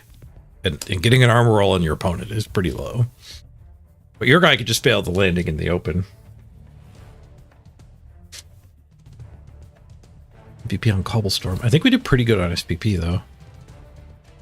Nice. Another level 3. Ergoss up to 10. Snelly picked up a couple. Not bad. What do the stats say about it? Blocks done. We outblocked him 56 to 31. Good lord. That's a lot more blocks. Dodge attempts. He failed 4 out of 32. I failed 2 out of 6.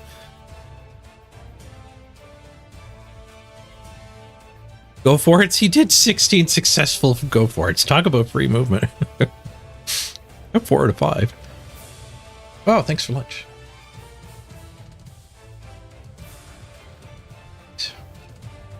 Lunch has arrived.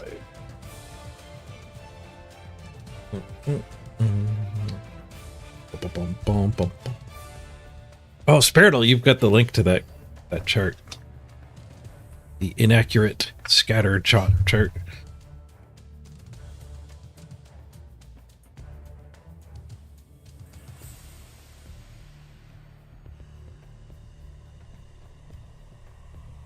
This actually shortcuts you through a lot of the math. You could assume that you're at the point where they're throwing teammate, because that's all that matters. Yeah, 4.69% to go back to where you started, 5.27 to be in a surrounding square.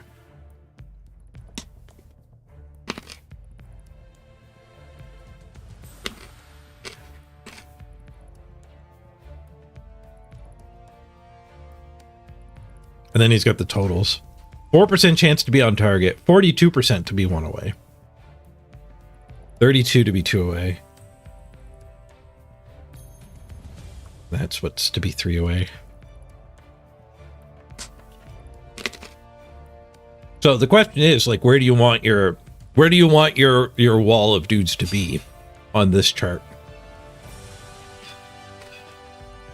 Like, it's pretty low odds to be way down here. We're talking like 4% chance to be way down here. So I kind of like putting my guys here, because they'll make the landing harder for here, but they'll also make the landing harder for here. And anything here and back, you're getting all the full dodges. But if they do jump over you and land here, there's less dodges. But it's pretty low odds to jump over you. And how bad of a scatter can still reach the goal, too? How far back?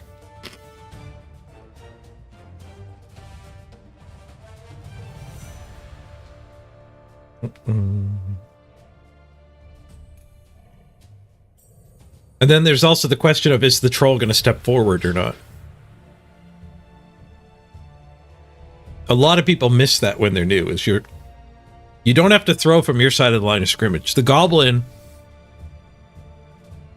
has to be on the line of scrimmage. The troll can step forward one.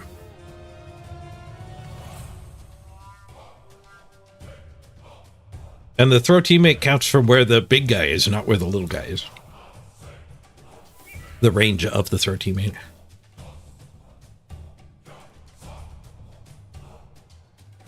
So what you'd have to do from here, doing the math, would be like all of the possible spots to line your guys up. Figure out the odds of the touchdown happening.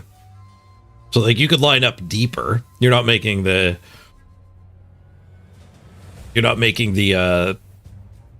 landing harder very often, but you're always getting the 3 dodges. But I think making the landing harder is the important part.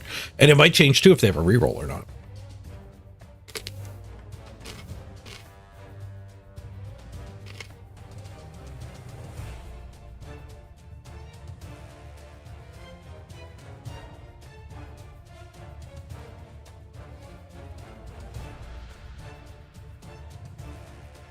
All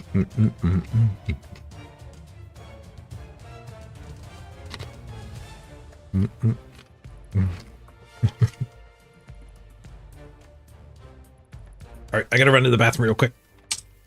Back in just a minute. We'll figure out what we want to do next. More Blood Bowl? Bazaar? I think I might want to switch to Bazaar. Right now, I need to go pee. Stupid body. It wants to pee all the freaking time. Be right back, everyone.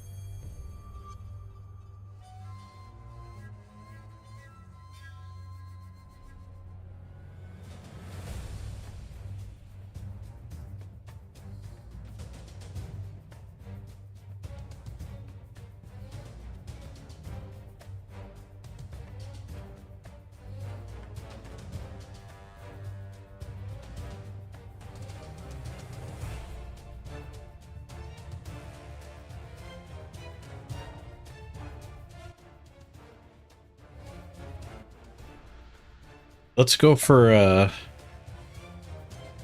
another Blood Bowl run. If we can get a luckier game. Or Mighty Blow. Team's developing nicely. That's a lot of Mighty Blow.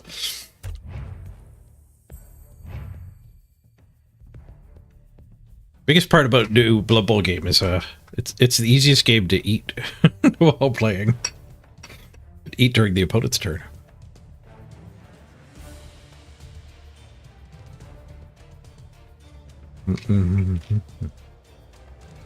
Oh yeah, I got my blood sugar was checked for sure. Do not have diabetes.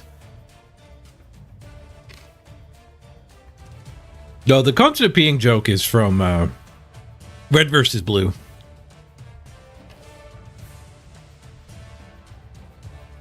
There's one guy who's a ghost. And he gets a human body again. And he complains about it. And then the other guy is like starts complaining about his human body and says, it just like wants to pee all of the time.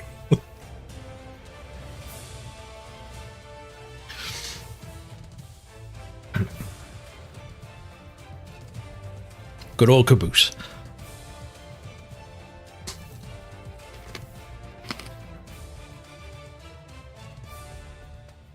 Two Blood Bowl games today, feeling spicy.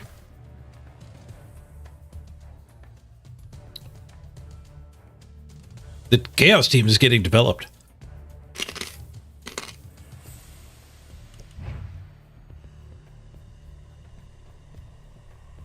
We had a big raid earlier too. The Raiders are here for the Blood Bowl.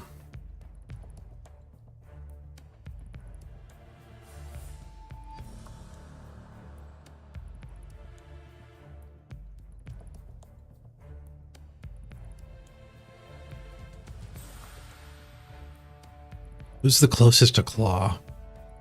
5. 5's not that close. Need to get up to 12. But the Mighty Blow guys will get the lion's share of the SPP now.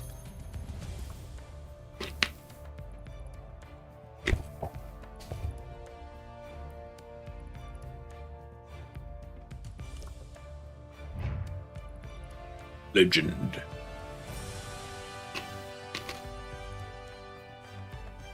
Cindy, manager portrait.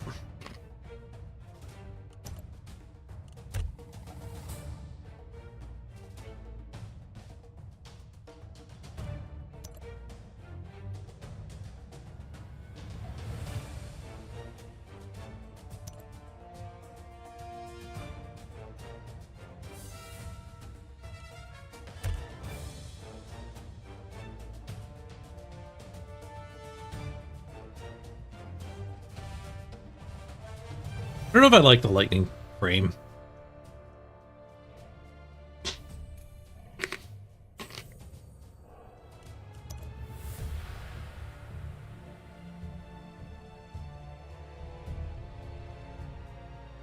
Target locked. Looks more like a targeting reticle, but I think it's supposed to be a chaos thing.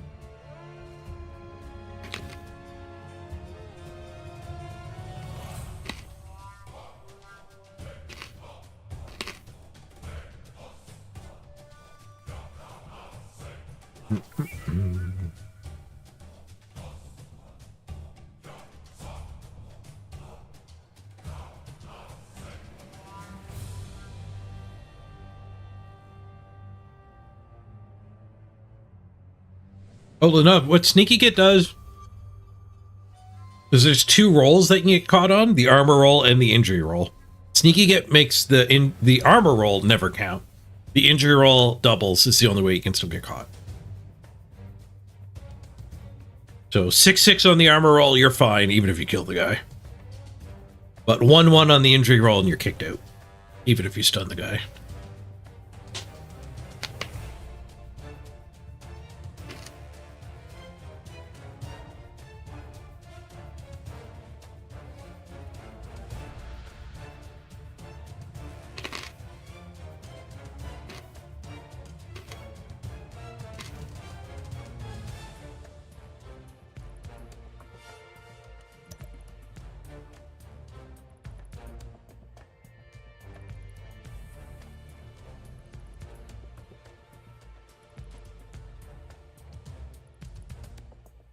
Match our banner.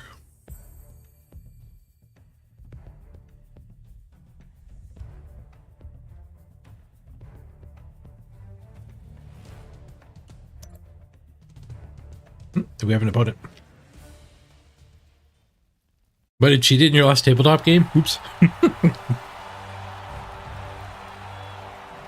Well, your opponent cheated too. Both players' responsibility to know what's happening. I assume I've never played Blood Bowl tabletop.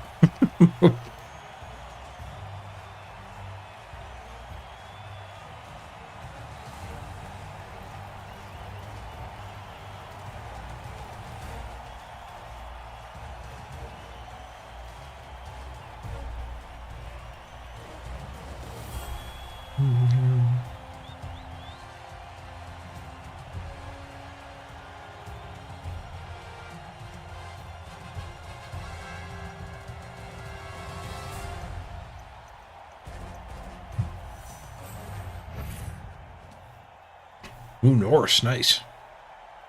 Under team value, Norse.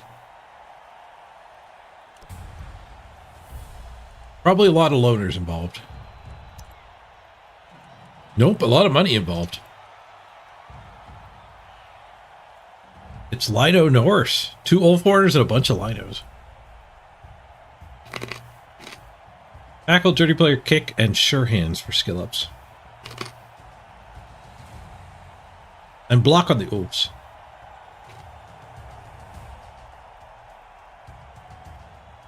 Armor busted. Ooh. It's showing as red, as green.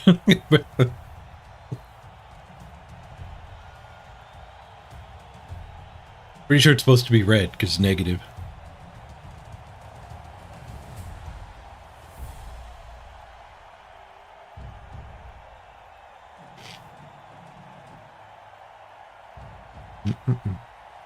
No problem, Lenov.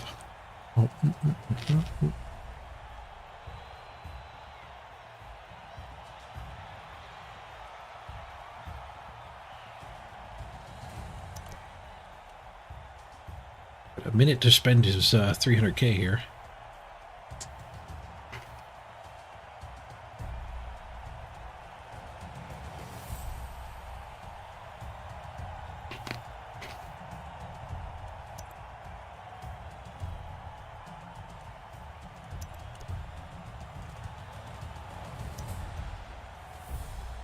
Go get Griff. Griff's a jerk. No, he gets Zug. Goes for Zug instead.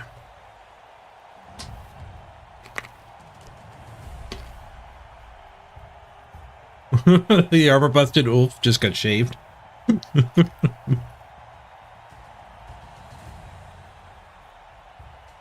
A Zug and a Lino.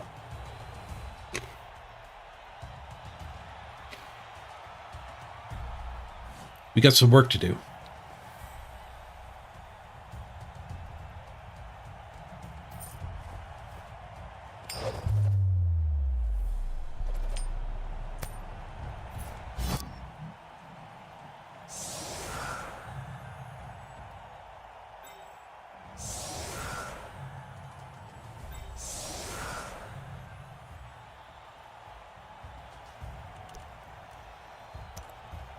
The brick. New formation. Protect the skills.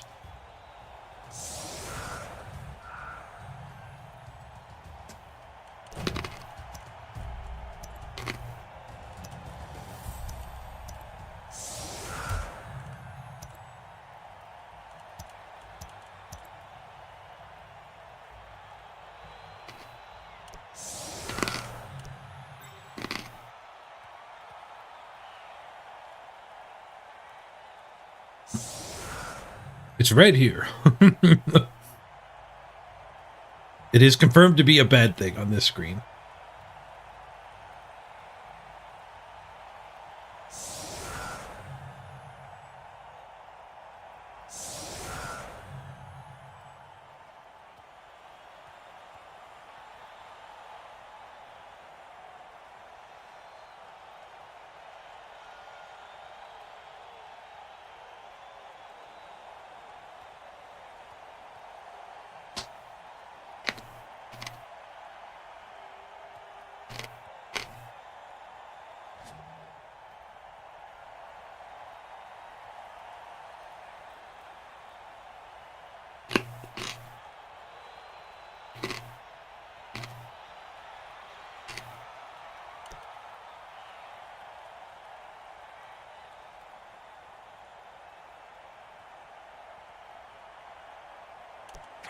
Two-player bench to work through.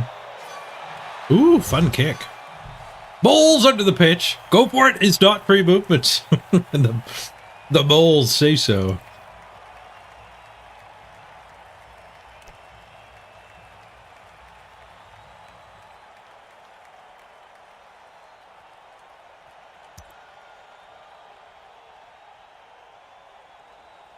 -1 to rushes.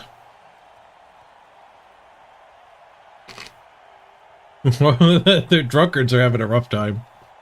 -2 to go for it.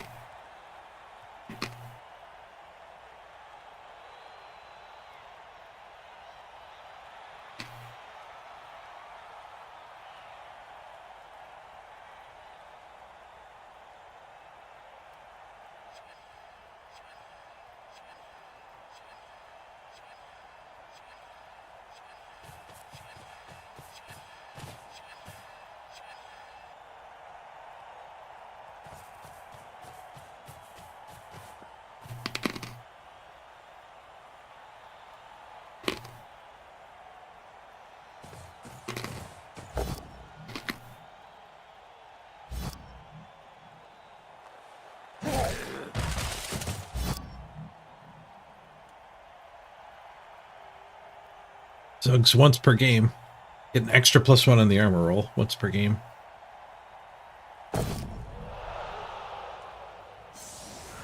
Crushing blow gets him a KO.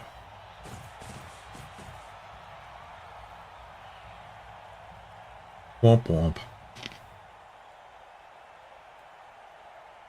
Why do I have a free hit on his dirty player? Thank you for this wonderful gift.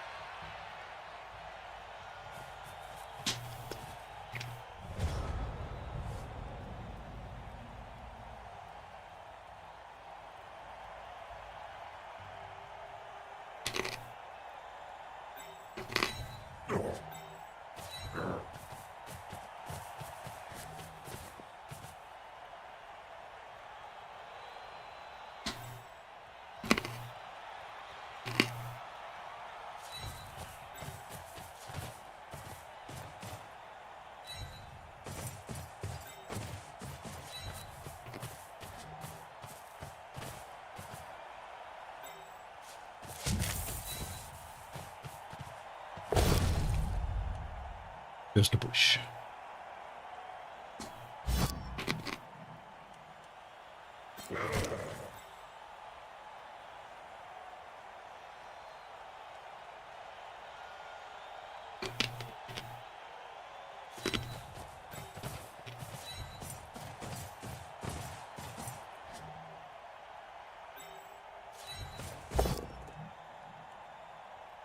Just a push. Free hit. Hey, JD Whitey. Good to see you.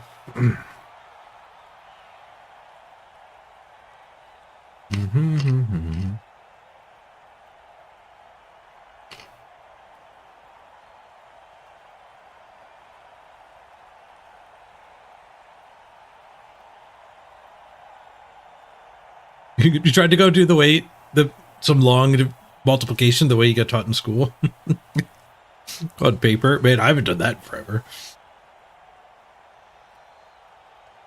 I bet you a lot of us would get that wrong if we tried to do it now.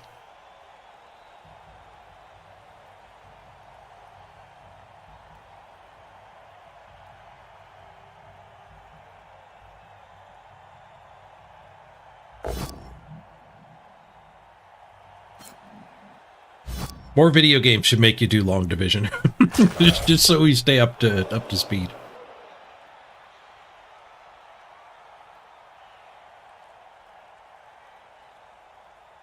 Every time you like farm a mining node, it should be long division. And if you like pick an herb, you should have to do some multiplication.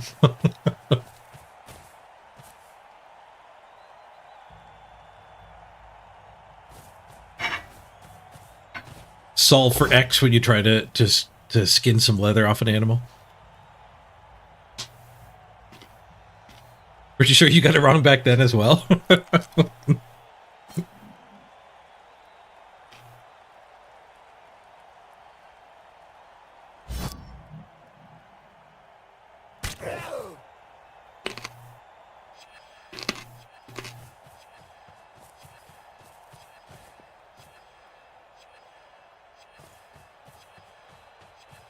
We can call it World of Mathcraft. It'll be the biggest game ever.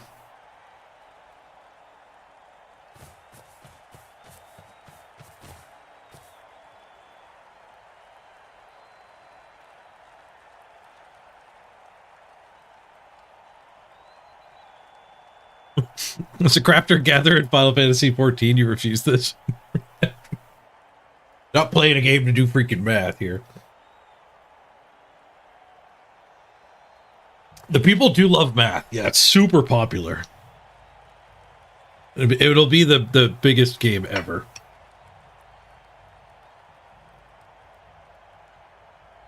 Mix some spelling in there. Oh, it's going to take off.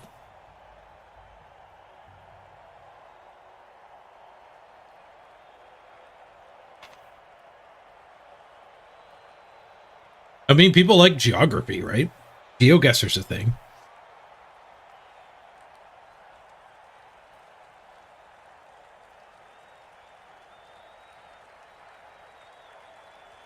Maybe I'm misremembering school as well, Bitwise Bard.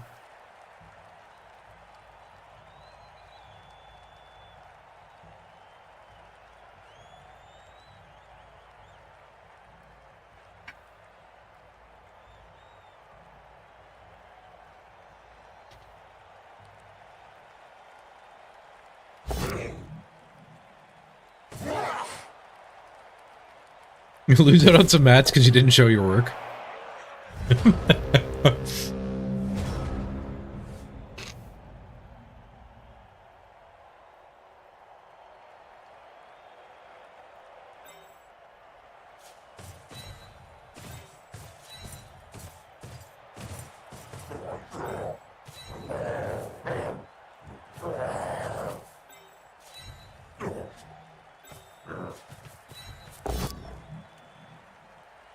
Smashy, smashy.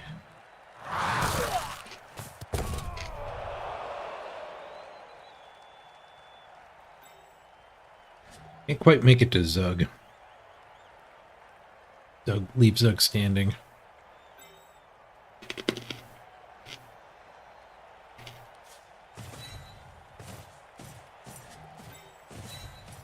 We could surf this guy. Oh, double pow. Surf denied.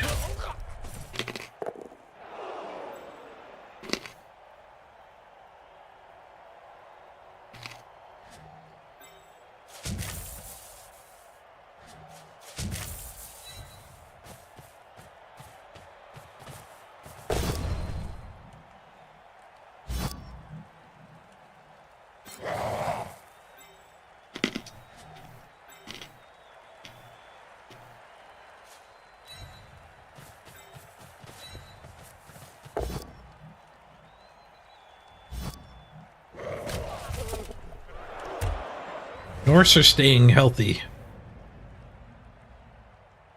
They might be healthy. That doesn't make me happy.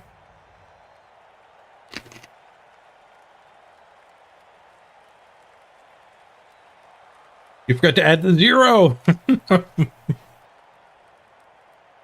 Rookie mistake.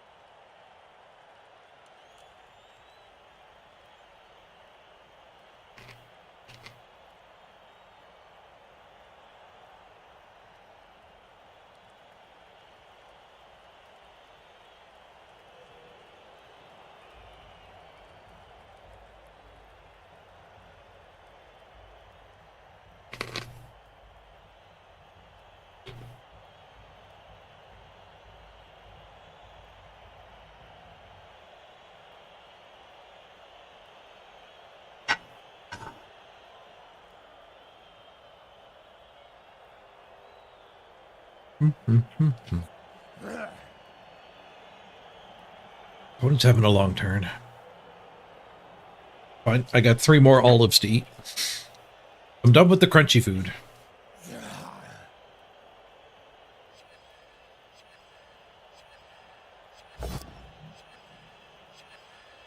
Gets it both down on his 1 die. Surprised Zug threw 1 die.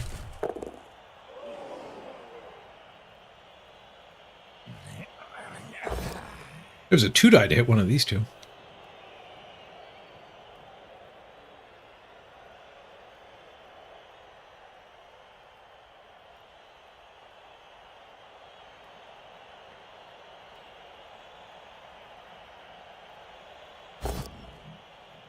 Rerolls the bonk.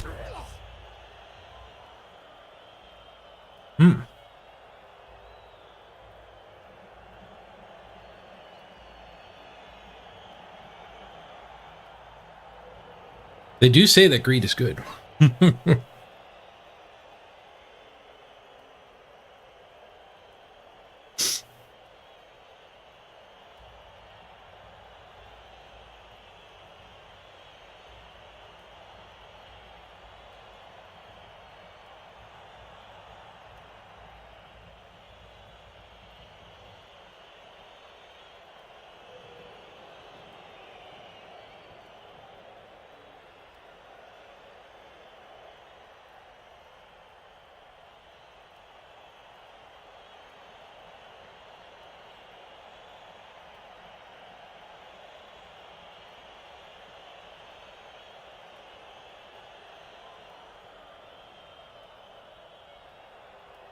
Our opponent's going to have some clock issues. Turn 3, he's down to 3 minutes.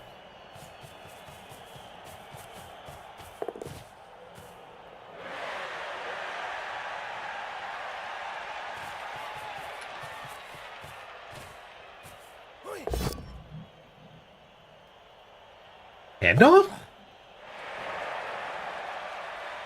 Making a break for it. This guy's in a hurry. I can reach that. This guy can reach. I have to knock Zug over first.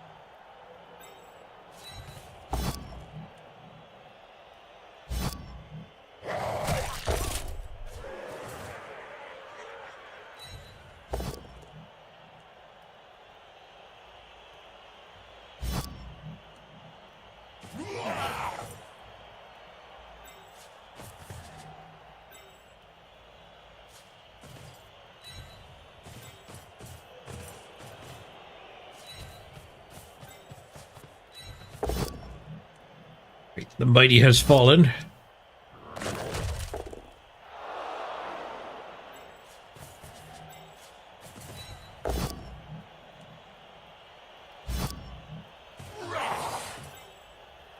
He's down. 2 go for it. Hit on the ball. Carefuling. Carefuling. He's in, but he didn't pow. Ah, far too careful. Dang it.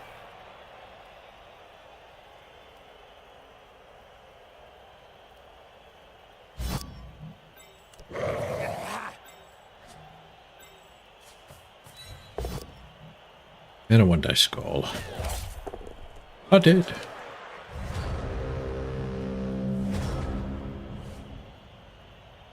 And surf my goat.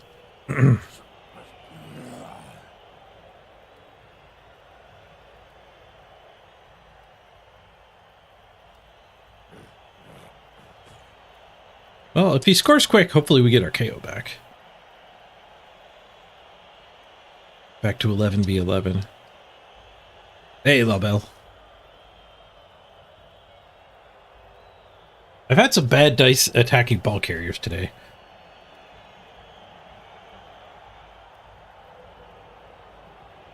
The potatoes are tough this time of year.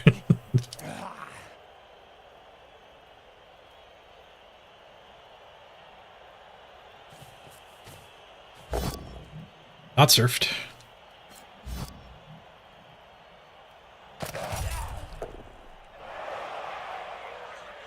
Maybe we'll go for it to score.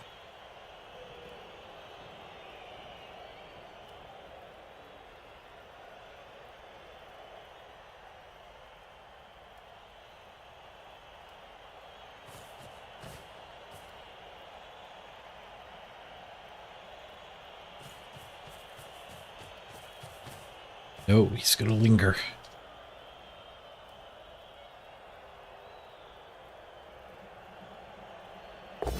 You had a game where the last 4 turns you just kept getting skulls on all your dice. Rough. Not surprised to hear you lost that one. We have a frenzy trap here. Well, it's 2 die into 1 die. That's not that much of a trap. Probably take the 1 die anyway.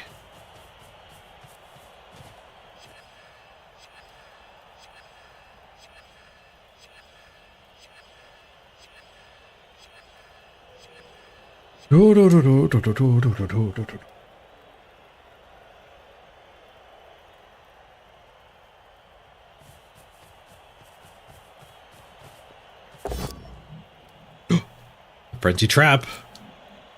A push on the 2 die. And a pow on the 1 die. Yeah, one of us got trapped, alright.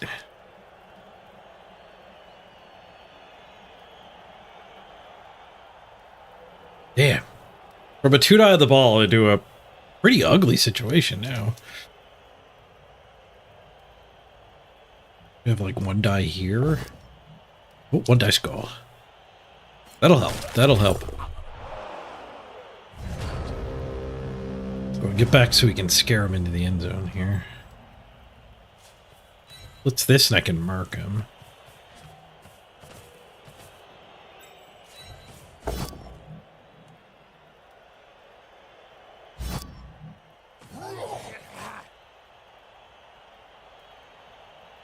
I could blitz this. So we're actually 2 dying.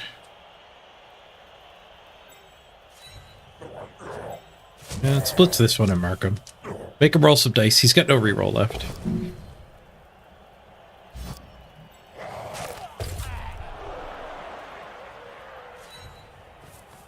Touch. 1 die skull. Damn it.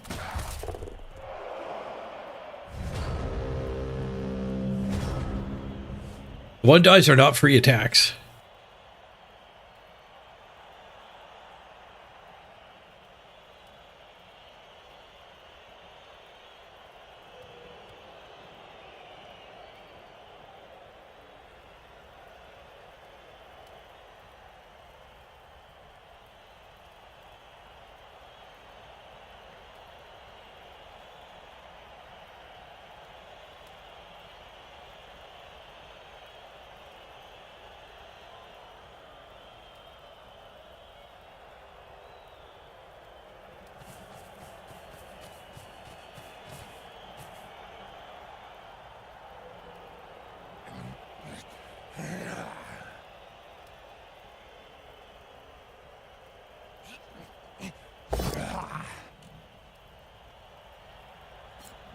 clear.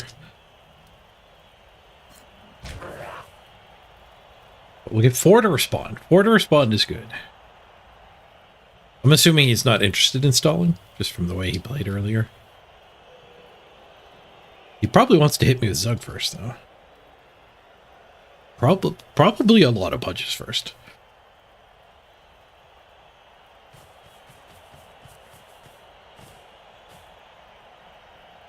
Hey, he might be safe stalling. Does he want to stall? He definitely wants to swing.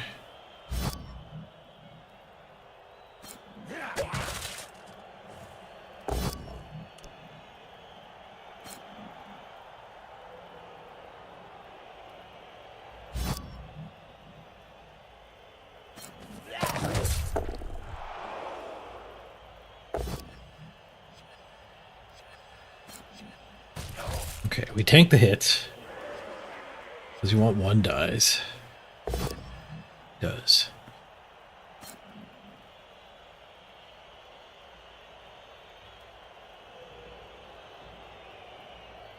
We get 4+3+ hit the ball.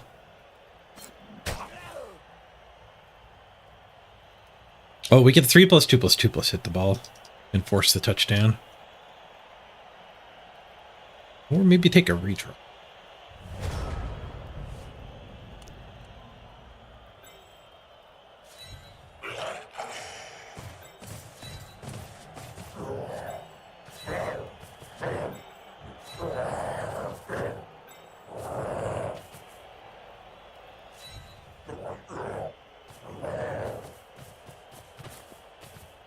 All 1 dice up there.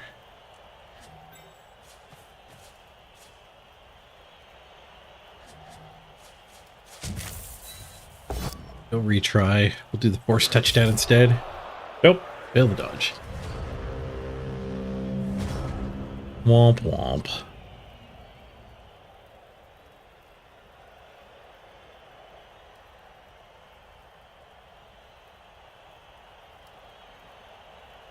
Damn. Now he's just going to be able to keep stalling.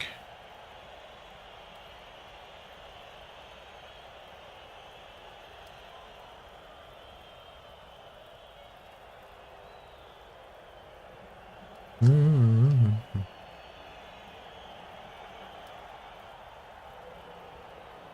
had to put a concede after you scored on turn 8? Yeah, that seems weird. I mean, more than 25% of games at this point. More than 1 in 4 games are ending in concession, so... guess it's not that strange to hear.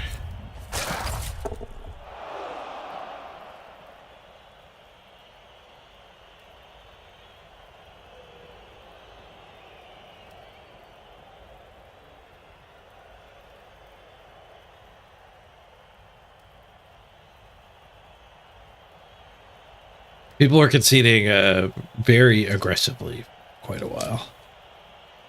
I haven't had people conceding to me here because I've just been losing every game. If you don't want your opponent to concede, just make sure you lose. I'm pretty sure one of my 2 victories was a concession, though. And that jives with 1 in 4 games being a concession. That means half of your wins are concessions.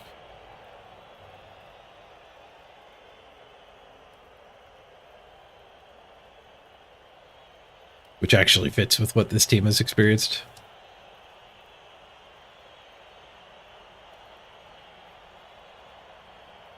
Sometimes things come up in life. Sometimes Bitwise Bard, but people concede Blood Bowl, I think, when they don't need to.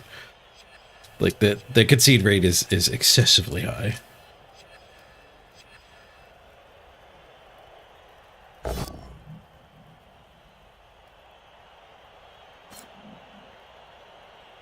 Bring back Toad Math. Bring back the Blood Bowl 2 concession rules. 5 concedes and you're out. Like,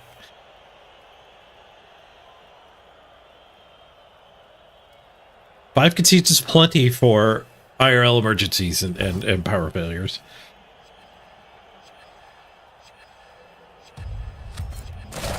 The concession penalty resetting after 10 games is the problem.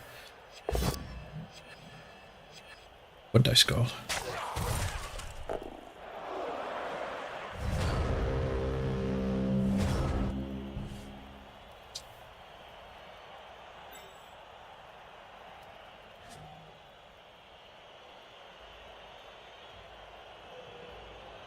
Yeah, no one's conceding against stunties. They want to try to farm for sure.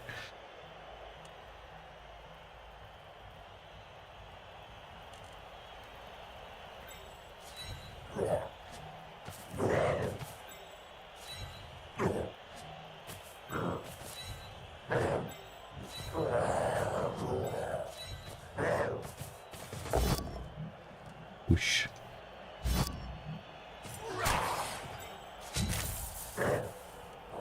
Try to pressure it a little, get my 2-turn.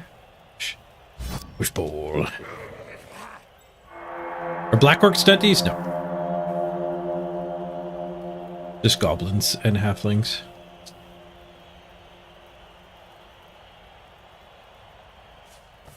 Ooh, another raid. Space Cadet! Thank you for the raid! Appreciate you picking me as your raid target. Hope your stream went great.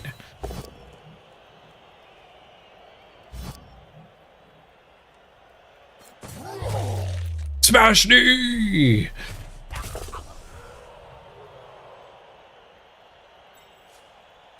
There we go. Which also denies me my Zug hit.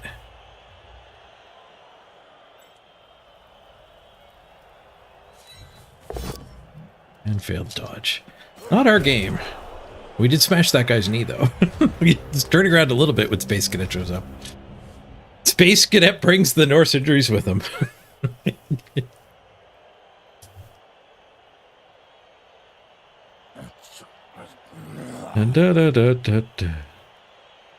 Oh, you're playing some XCOM too. Nice. Yeah, I need to mix in a little more not Blood Bowl in my Blood Bowl streams. I played a little bit of Vampire Survivors last night, and I've been thinking a little bit about doing Vampire Survivors streams. I'm curious how hard would it be to 100% achievement Vampire Survivors? I assume it's fully out now. I played it when it first early access launched, and it was very like unfinished. Like death would just show up and kill you. Very unsatisfying. Assuming there's actually a way to beat Vampire Survivors now, it might be a fun game to try to 100%. Yeah, I did some Path of Exiles too. How'd that go? Not bad, not bad.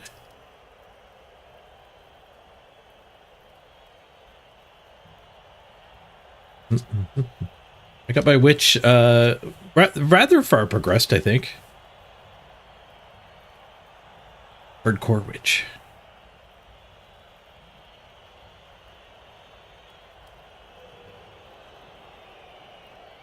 Mm-hmm.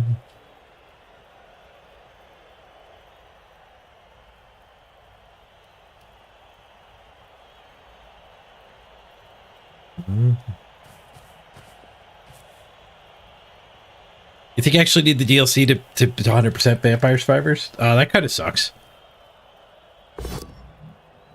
I would have hoped Steam would separate it and let you get to 100, like not count the achievements that are in the expansions.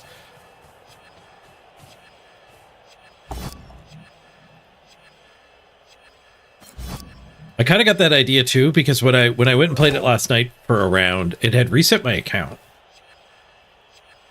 So I didn't have anything unlocked. And then I got thinking, well, I wonder if like a YouTube video that just showed all of the achievements getting unlocked with timestamps for each achievement. I wonder if that would be good content. So people could jump around for help with getting any given achievement. But I don't even know what all the achievements are in the game.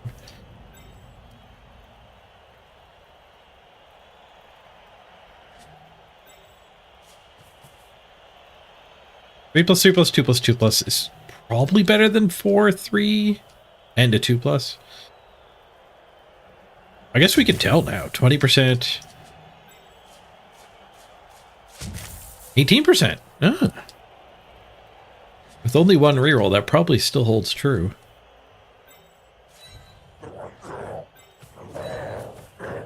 Bonus punching up here first. Bonus punching.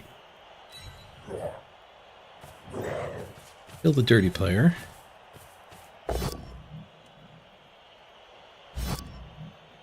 Smash! One.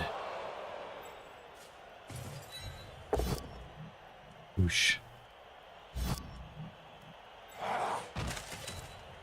Mighty blow into the armor busted Ulf. Armor broken. KO'd. Nice. Zug gently aside. Okay, so this one was better. 20% chance. Let's go. 4 plus 3 plus. 1. Reroll. 6-5. He's in and he pounds. Let's get this ball out of bounds. Huh. That is not out of bounds. Pick it up. Decent, decent. Okay. Everything's coming up Millhouse here.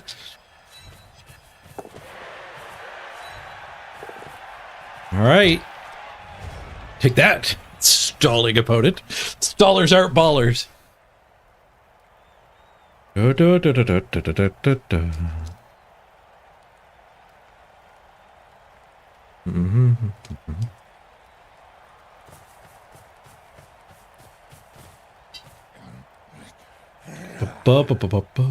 Goat BS.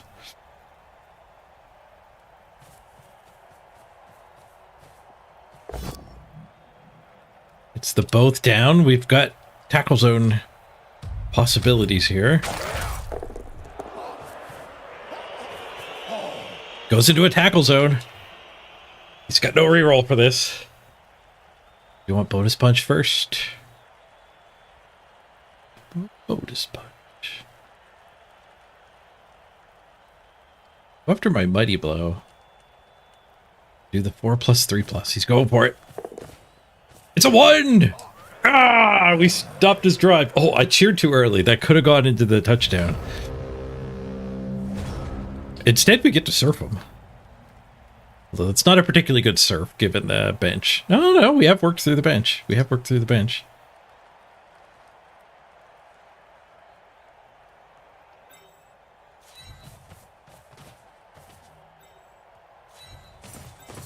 She's Maggie.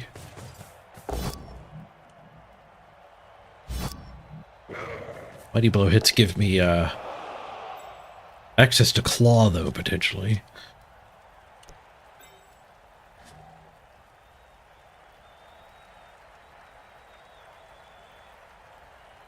But this is the second Blood Bowl game today. Yep, I did a second game.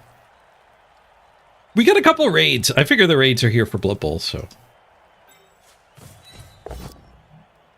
Stuck with Blood Bowl.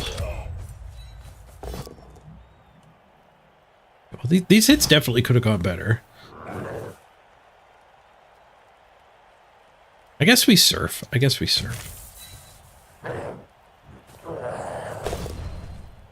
Into the crowd he goes.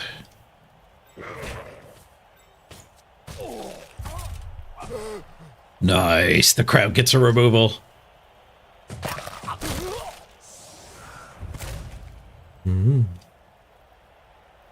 Space Cadet, you like doing 2 Blood Bowl and then something else? Yeah.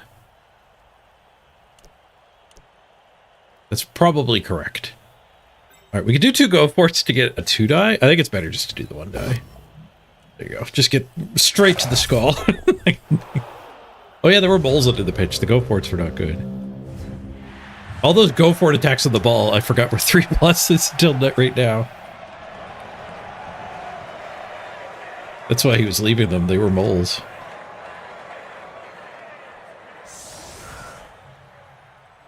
Even with Blood Bowls being terrible, you can get through 2 games. Blood Bowl does have a tendency to be terrible to you. He got his KO. I did not get my KO. But we stopped his drive. Mole's effect ends. That's a once per... a 1 drive or 1/2 situation. Yeah, it says half. It says the duration underneath.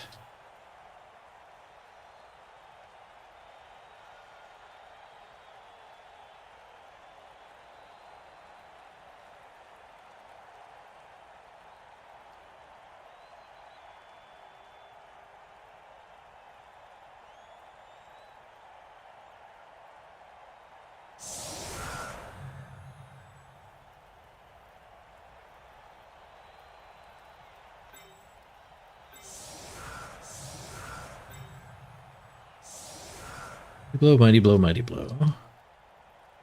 Or do I want to save mighty blow blitz? No, I guess we're just blitzing the kicker, so he's not that critical to blitz. We'll do Zagini ball because Zagini levels. We can afford to go a little slow.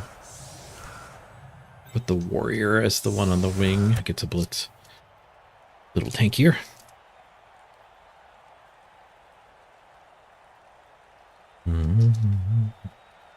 All Blood Bowl players are followers of Slaanesh. we like torturing ourselves.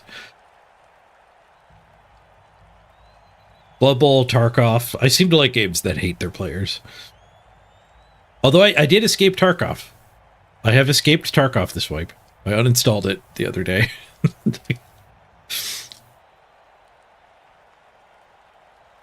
I had a particularly bad streak against good players.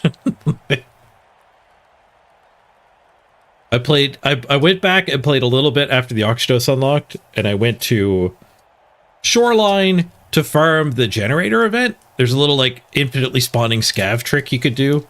You just start the Christmas event, which you're supposed to defend a generator, and scavs come running over, and you have to kill the scavs every once in a while and survive for 5 minutes. You can ignore the generator. It gets damaged. It stops like progressing, but it just keeps spawning scavs. So you just hide in the building and kill the scavs as they run by. So like a ridiculously good farm. And I was doing that last week.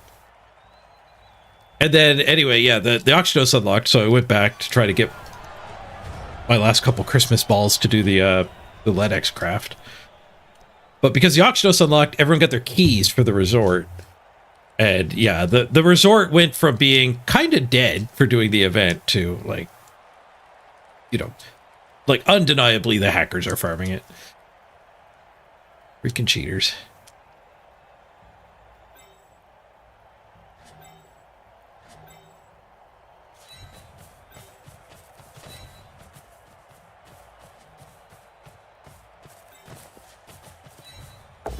There definitely are some players who are legitimately good players and better than me, but the ratio of players who are better than me to not has shifted when the Oxydos opened.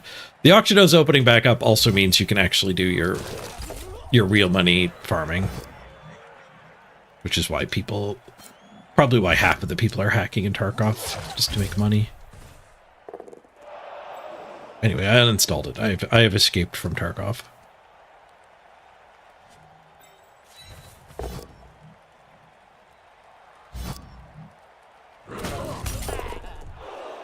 You escaped from Tarkov last wipe? You didn't go back for this wipe? Well, that's like a next level escape. I've never managed the don't go back escape.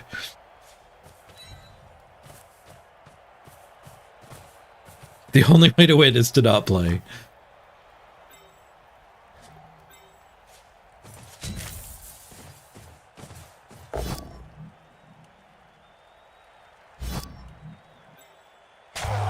Nice. Warrior gets an injury. 2 SPP. Natalius up to 4.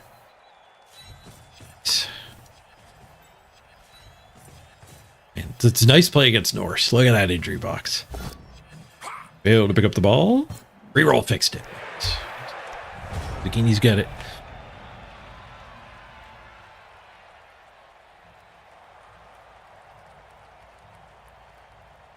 How can you feel you've won if you cheat? For some people, it doesn't matter. Like, it still feels like a win to them for whatever reason. But a lot of people are just doing it to farm money.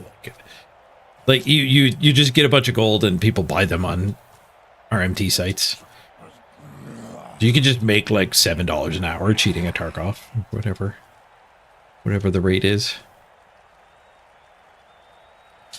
How does rank work at Bazaar? It's a placeholder system.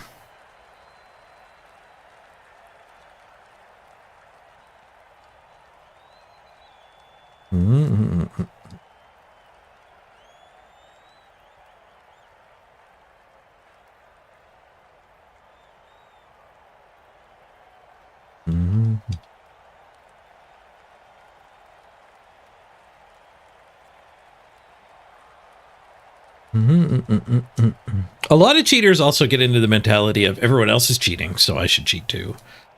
And then if that's your justification for cheating, then you can feel maybe a little bit of sense of accomplishment when you actually win.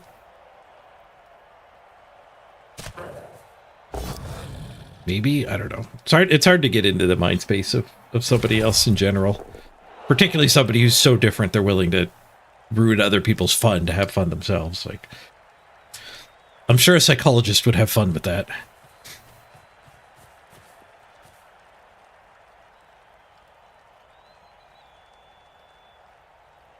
Am I done with Path of Exile already, or just taking a break? I mean, I could end up back on Path of Exile. I don't know.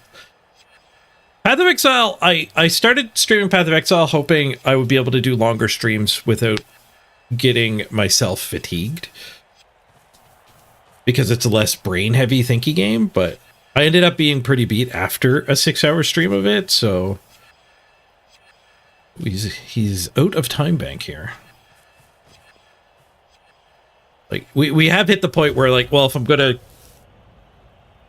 if like being live and the socializing and something like that is what's draining me more than the thinky gameplay, then I should be sticking with my main games, Blood Bowl and Bazaar.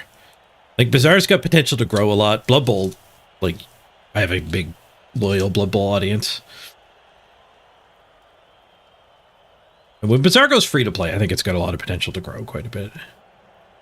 It's not quite there yet. I think we have to blitz through this. Maybe we just don't stand that guy.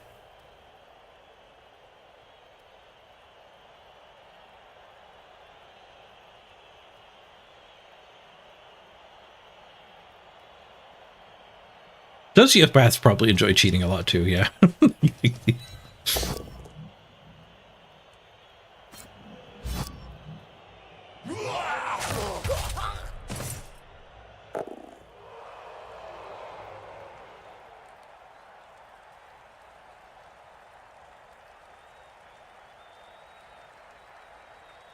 Hello. That for you.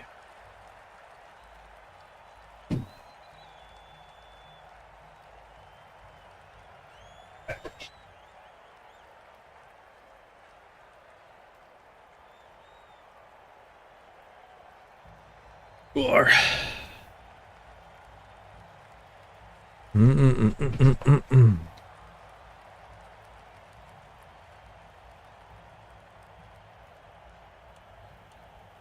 Okay, let's just blitz this one. Then we can remerge. Build a cage. I've played against somebody with this bad clock management in a long time.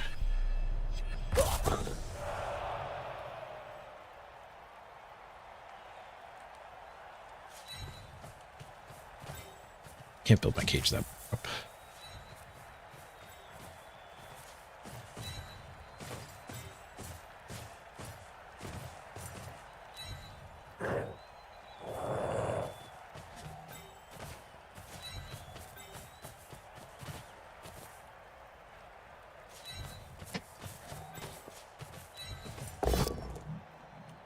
Just a bush.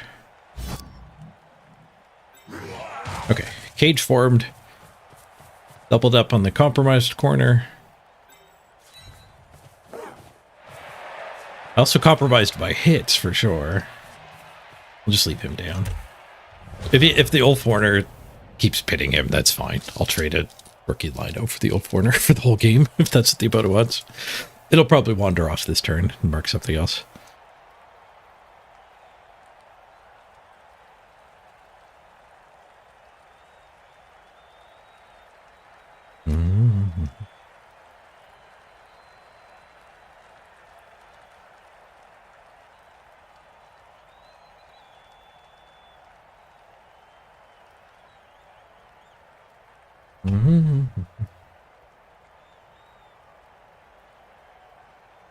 So some people cheat because they're literally sociopaths, and it's more fun to cheat than not cheat.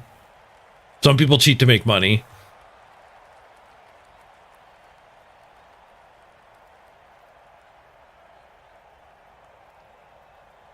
I think in the case of Tarkov, some people cheat just for a sense of dominance. Like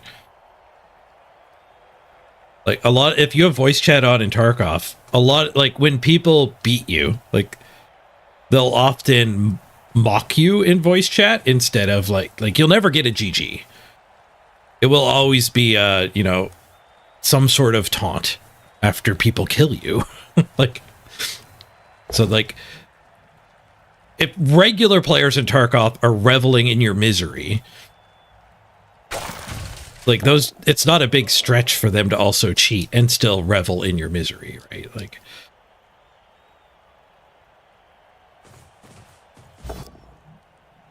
those are the same, you think, regular guy? If you get a superiority complex from Tarkov, you are a sociopath.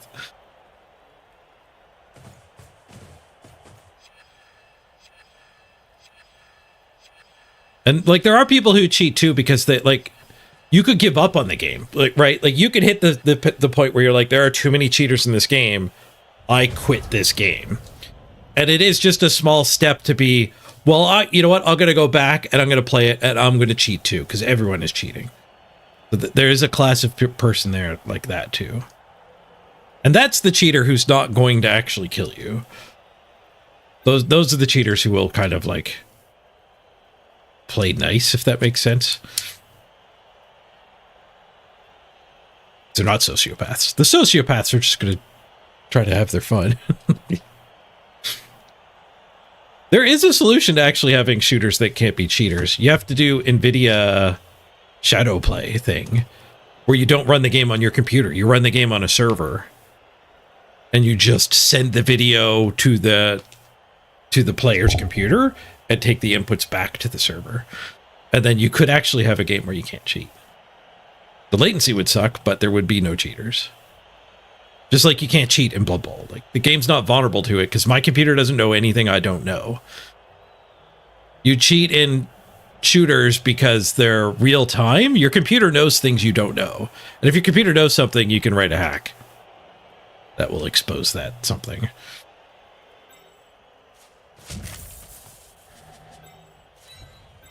Solidify that in case we quad skulls. I don't think there's much else that guy would be able to do.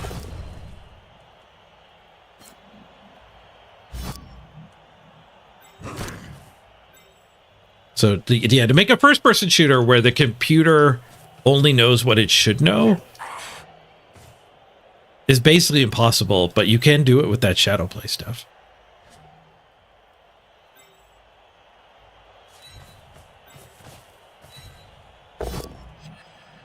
But I think that a lot of that has kind of actually gone away, because the added latency is kind of a deal breaker.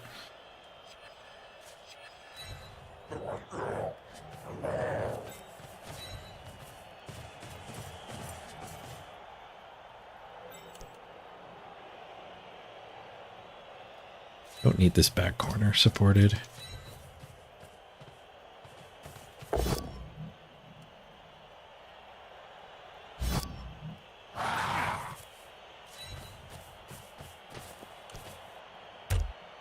This should be safe.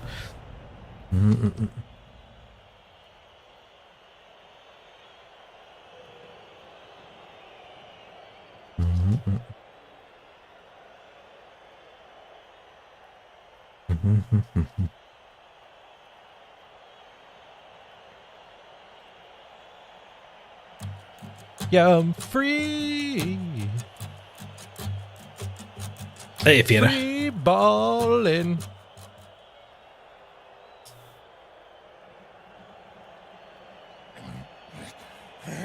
Yeah, the bizarre meta has solidified pretty quickly, hasn't it?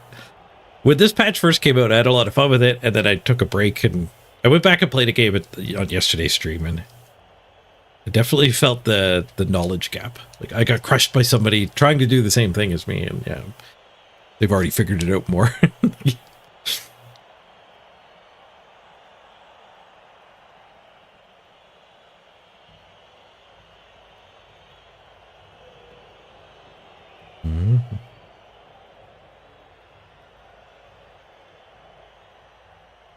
I did say you can't cheat in Blood Bowl, but I guess I meant you can't hack Blood Bowl.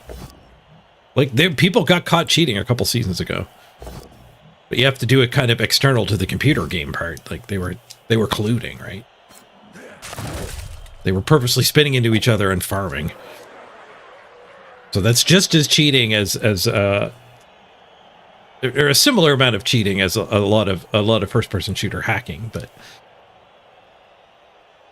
it wasn't a vulnerability in the code, it was a vulnerability in the ladder matchmaking.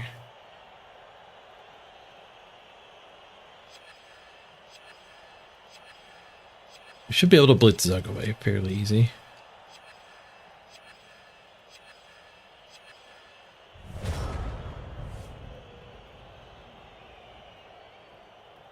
Yeah, as Fiona, I think next patch there'll be a big change to all of the charge items. They were experimenting. They admitted they were experimenting. They took all the passive items and turned them into these charge items, and the charge items are ridiculous. Hopefully the experimenting continues.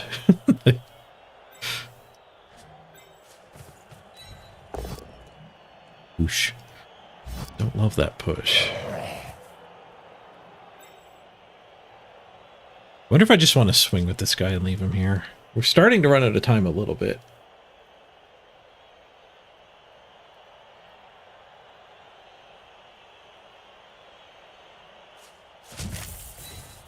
Yeah, I think I just want to swing with him.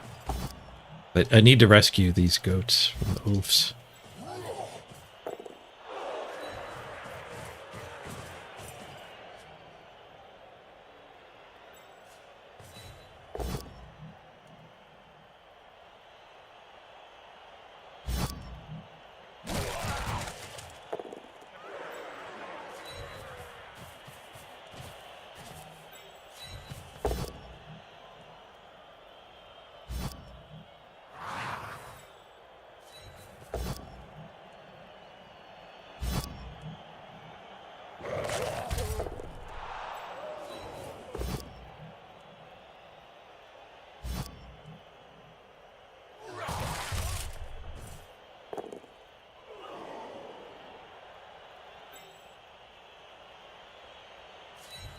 Frenzy trap? Will he fall for that? He might. I don't think he will. He might.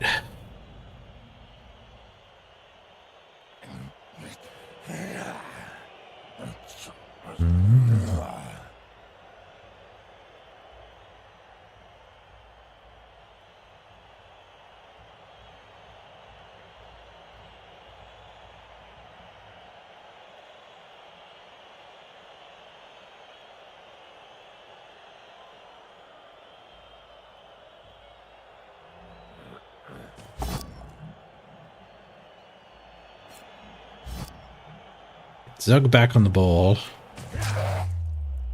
You cheated a lot when you were young, but just in single player games, that's different. Like game GD, like there's no victim when you game GD.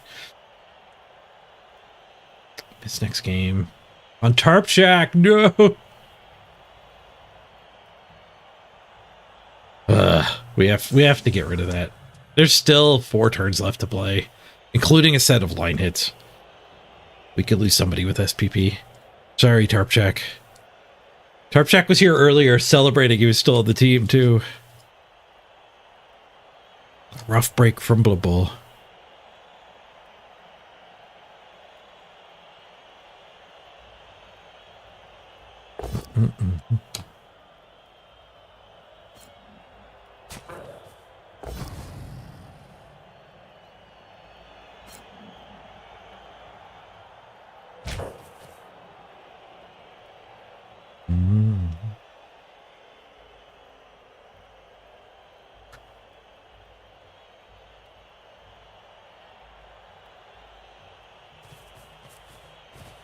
More turns to score.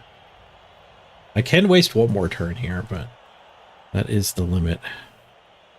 There's a chance to push forward. I should probably take it.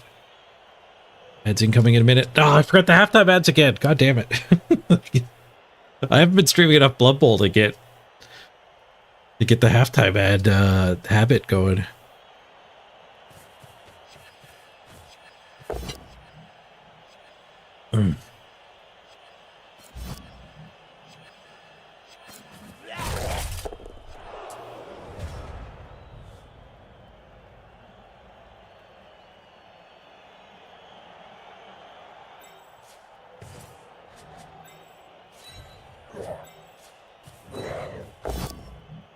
Just a push.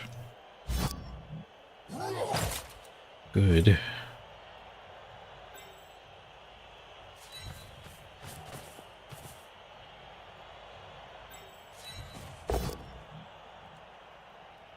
Push bowl. Damn push bowl. Push bowl.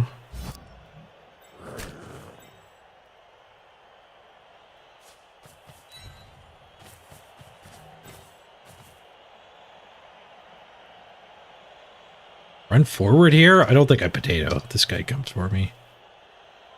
We punch here and we get this guy loose. Maybe I do run forward then.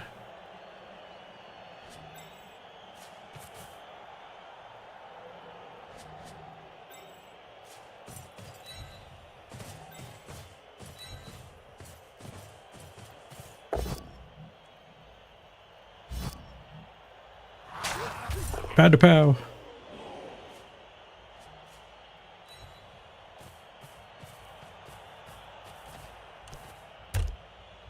Right. 4-strength ball carrier is nice when he's a little vulnerable like this. The dodge attacks are a lot less appealing when they're red dice.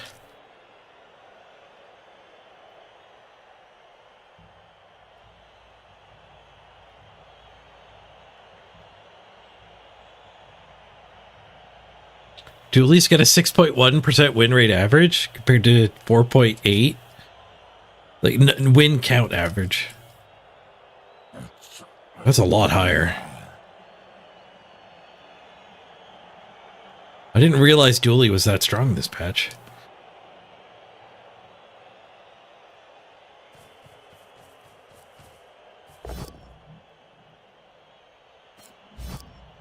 Blitzes this guy to catch up. Interesting. Is he gonna foul me? No, that is to double mark. 3+ rush. The drunk makes us go for it.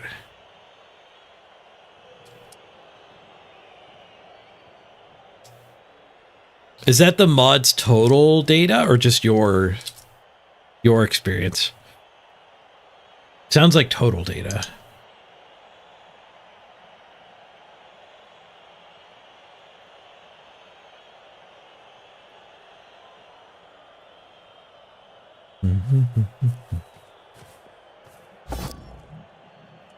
We're both regular and ranked, yeah.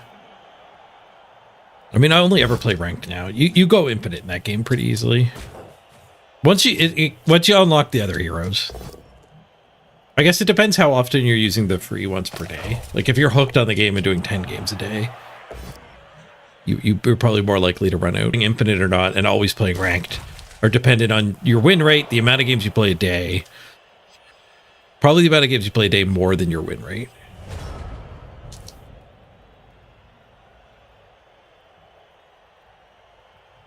At only ranked, Vanessa and Pig are doing better. Interesting.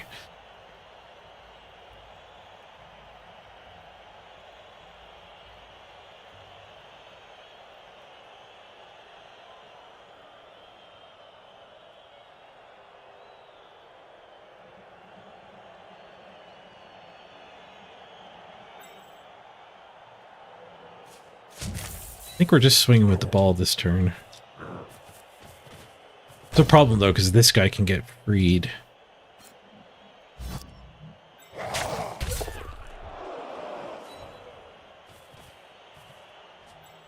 That can punch there.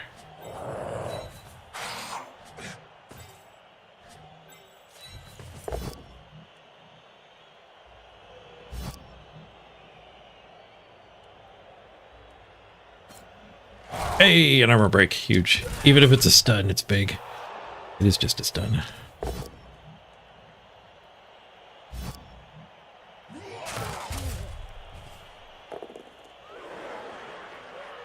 Right, Zug is slow. I think we can let Zug go.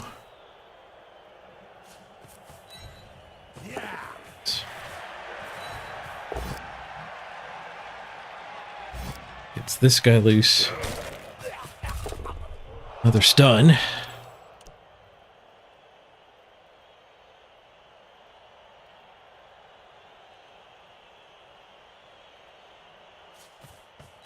Just go there.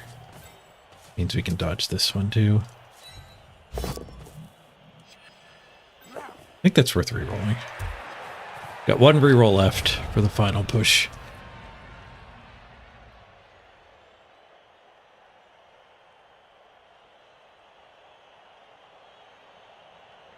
How do you go infinite? I was getting 10 wins pretty consistently.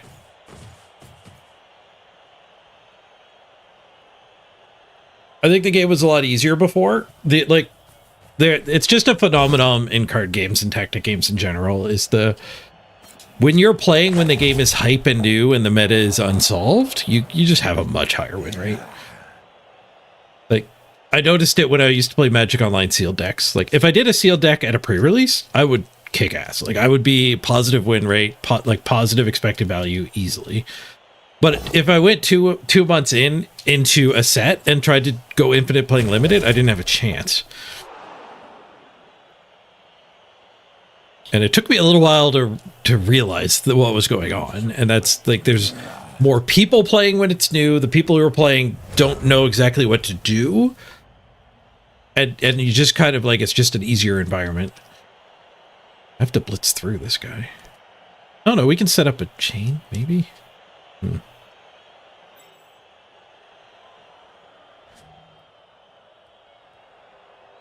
And then, like, there's also the factor, too, of, like, in Magic in particular, people have a certain budget they'll spend, and then they'll stop. So the only people left are the people who were winning earlier. Do we know what the open beta is for Bazaar? No, they still haven't really nailed it down. Like, they were targeting January, but I wouldn't be surprised if we slipped to February. But they might just all of a sudden be like, all right, we're open. It's tough to say.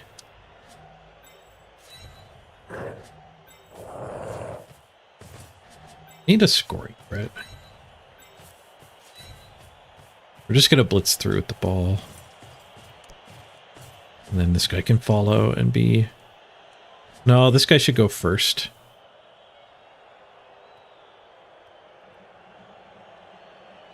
Man, if that doesn't power, we're in trouble.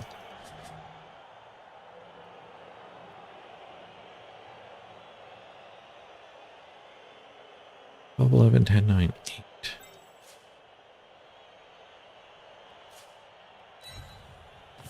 Founder packs aren't available anymore? Really? You can't buy in? That might mean they're getting close to actually launching. Nice, we did get the POW. Whew.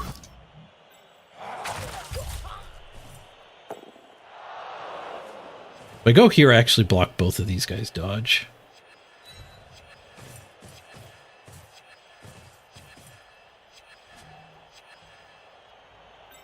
Do this for SPP farm. If we can level Natalius. Smash!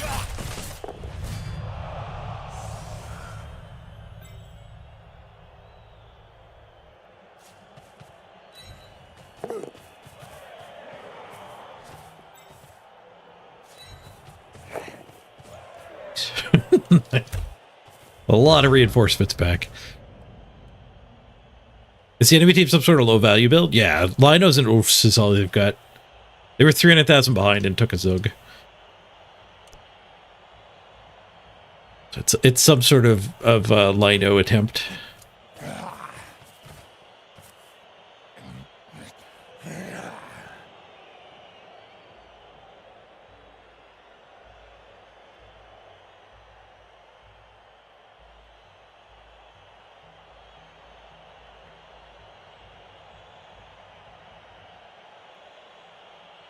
Oh, Monk, if it looks like you can't buy it, log in. There's been an issue with the Bazaar. If you're not logged in on the website, it looks like you can't buy the Founders Pack. You have to make an account, log in first, and then it'll show you the option to buy it.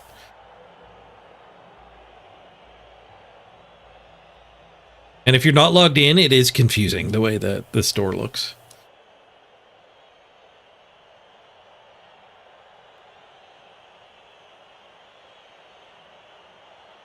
Now, one good thing about buying the Founders Pack is you're getting more than just early access. Like, you're getting the Collector's Edition. You get some skins. maybe you care or not about them, but you also get a bunch of the in-game currency, so you can immediately unlock the other heroes. Where you have to do the free-to-play grind for a little bit to actually unlock the other heroes. As a free-to-play player. You also get an extra code to give to a friend.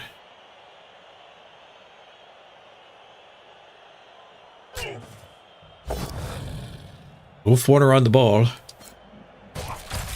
And extra lino on the ball as well here for turn 16. We're rolling some dice on the final turn. Skulls for the opponent. He didn't put the other lino in. He has to reroll that. No reason not to put that other lino in first. He didn't put the other lino in at all. Alright. Strange, but alright.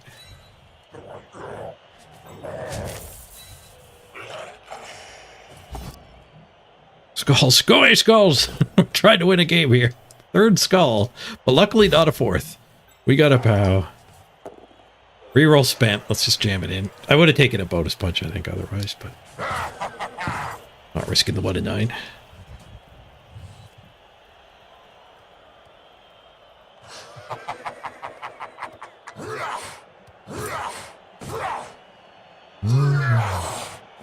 Yeah, it's tough to go half and half with somebody on Bazaar because of all the cosmetics and stuff.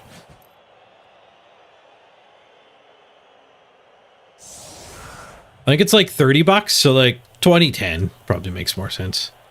Or if you want to go in with somebody, you could just do bidding and see who values the cosmetics more.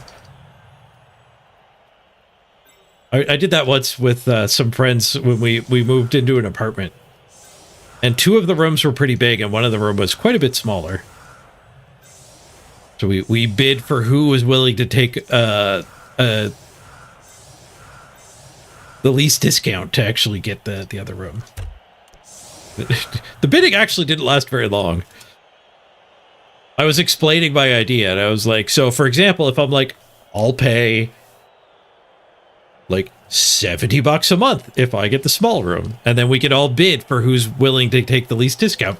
And they were both just like, yeah, that's fine. Sounds good. Oh, okay. I literally paid $70 a month for rent for 4 or 5 months while we lived there.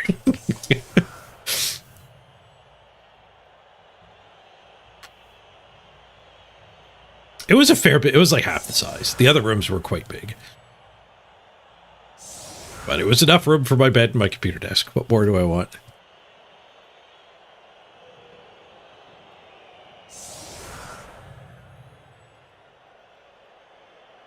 $70 per month for rent? How? It was Moncton pre-COVID. It was $450 for the building. $450 for the apartment. 3-bedroom apartment, $450 a month.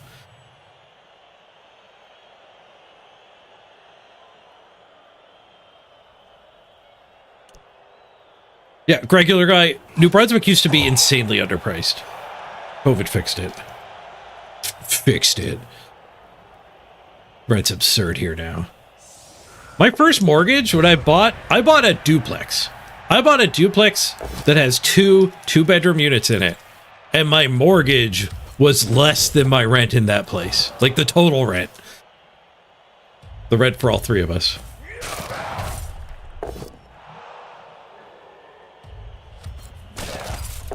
It was a duplex.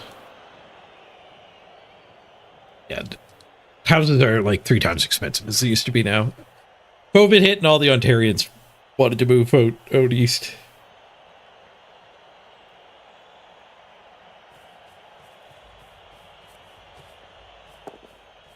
New Brunswick used to be insanely cheap.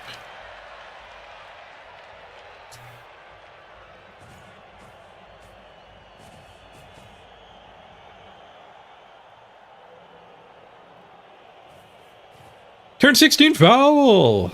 Every freaking time. At least he pass farmed first. I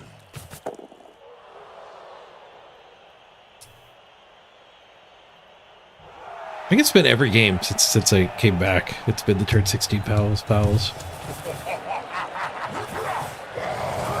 I guess when everyone else is doing it to you, it kind of spreads too.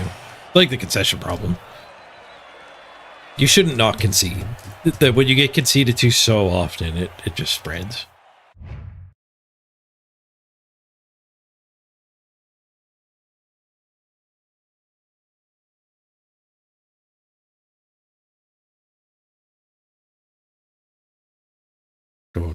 Yeah, Ottawa prices are entirely different from here.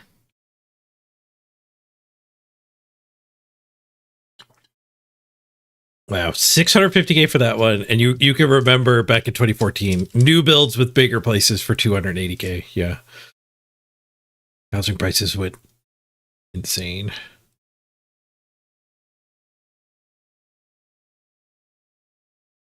I do remember you're in Ottawa.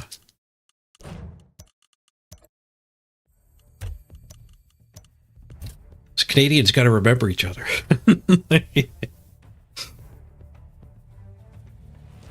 I don't remember a lot. I do remember that. Ugh. Ugh.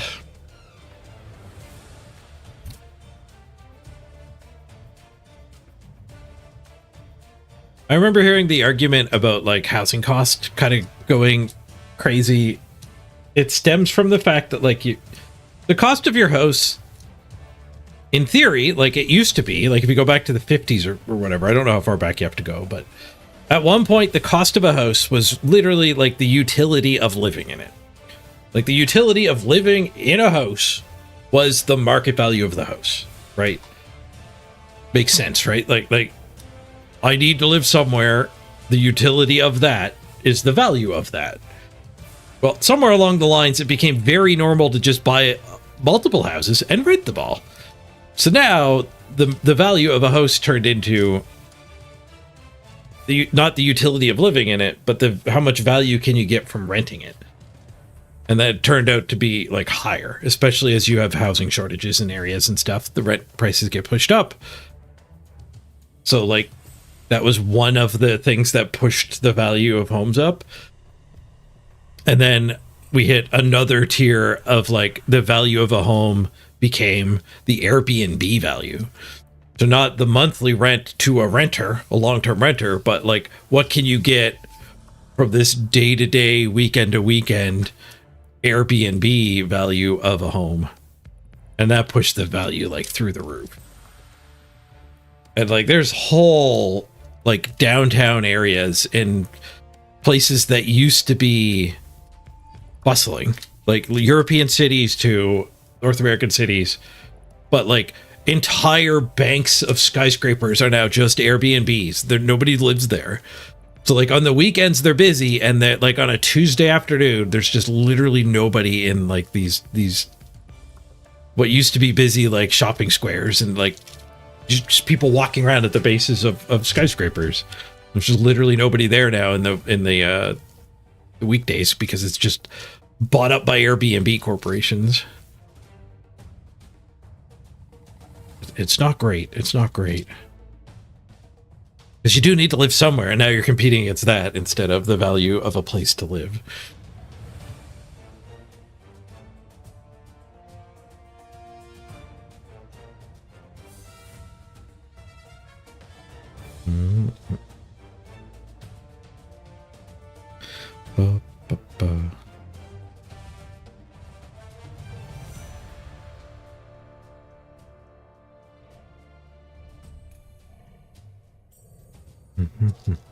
Something like 55% of Canada's economy is the housing market. Oh, that sounds like a bubble is being inflated. Hey, we actually won a game. How about that? Hey, we're back above starting value. 4 points positive after like 10 games with this team. Ooh, and Zagini gets a level up. Do we want to keep going Mighty Blow on everyone? That's what I did with my Season 6 team. It was just literally everybody took Mighty Blow first. Worked out pretty good that time. We're going to start farming concessions soon, as our team looks scarier and scarier too. Which isn't necessarily good for leveling. When do we want Ironheart skin? I've never leveled a team yet with the new Ironheart skin.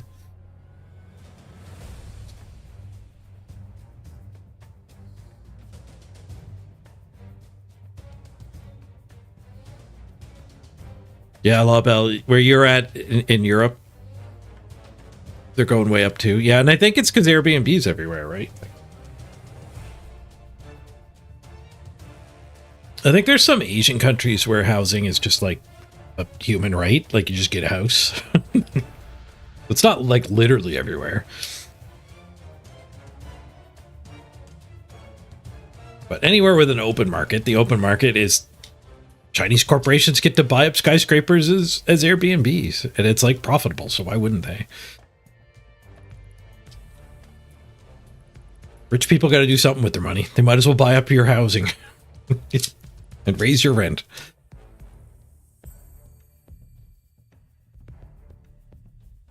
Your house straight up doubled in the last 10 years? Mine freaking tripled. And it doesn't do me any good. I have to live somewhere. It's not like my house tripled. They all tripled. Makes my insurance higher is all it does. My insurance went up.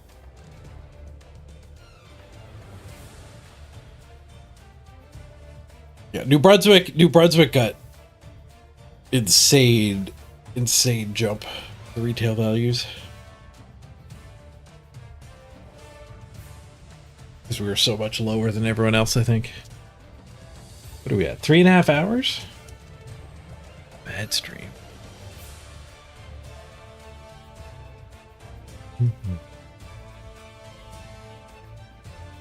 Da, da, da, da, da, da.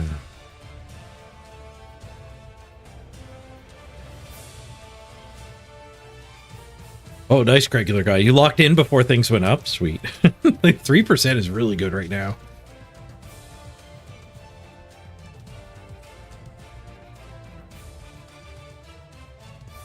Prices on the far west coast were up 8-fold in the last 20 years. Oh, like Vancouver. Yeah, I heard Vancouver's got a big crisis.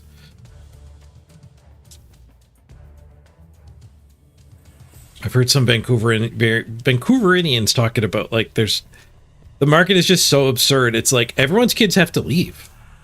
And like even if you as an individual are rich enough that you can help your kids stay in Vancouver, none of their friends can stay.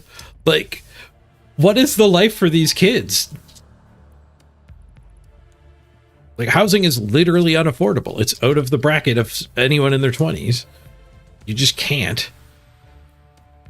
So, yeah, like the small percentage that can manage it, either through family help or actually getting lucky with like a good career move or whatever.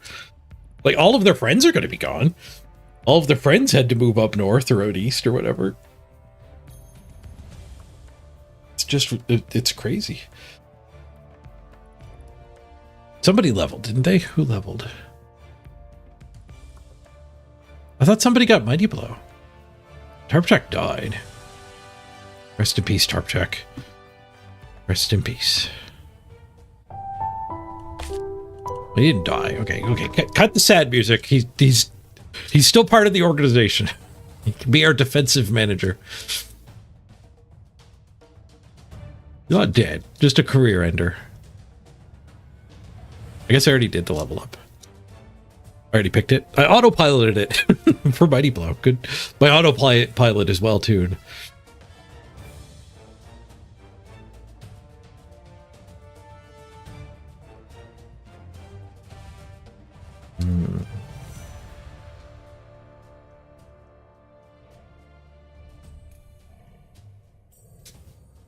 Oof. You had to wait a week and your rates went up 0.2%. Rough.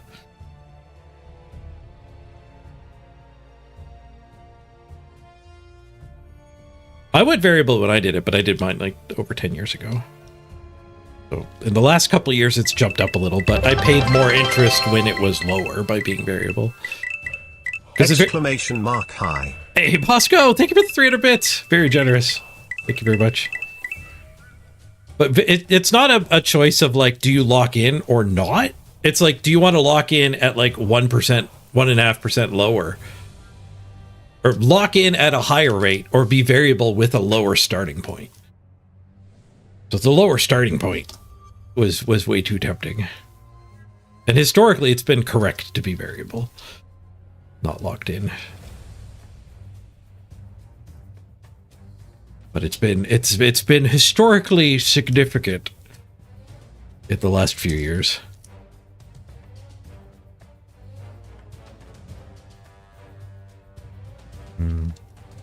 Kitty Dicky, you're out in Nova Scotia. The housing market's trash there too. Yeah, I'm in New Brunswick. I'm pretty close to you guys.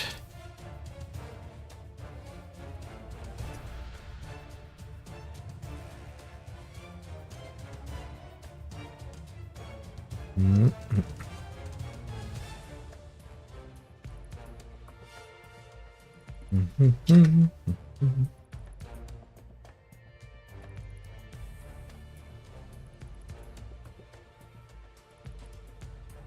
22 years until you're out front of your mortgage. Nice. You can accelerate your payments too if you're doing all right. It makes a big difference doing those accelerated payments. All right, I'm pretty beat. I don't think I got another Blood Bowl game in me. I'll hire a goat just so I don't mistakenly not. Ooh, Bosco with the 300 bits. You want on the team, Bosco? I'll cut that one as a bribe. Let's get Bosco in here. I don't know if that's what your intent was, but it's going to work out. Welcome aboard, Bosco.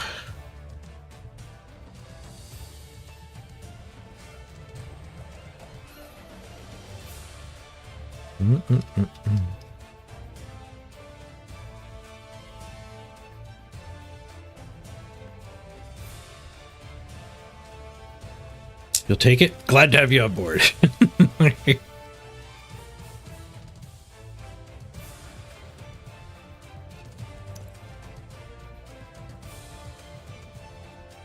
Yeah, I'm pretty beat. I think I'm going to wrap it up.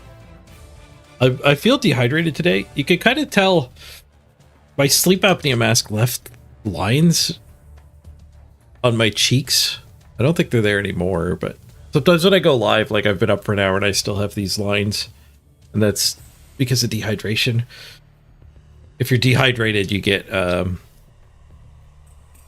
your skin is less elastic, so it doesn't bounce back from stuff like that. I noticed that today.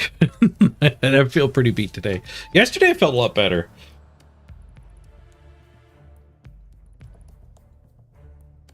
Hopefully tomorrow I'll feel better again. Especially if I take it easy and we call it early today. Still got 3.5 hours in. That's not bad. I might do another stream tonight too. We go live tonight.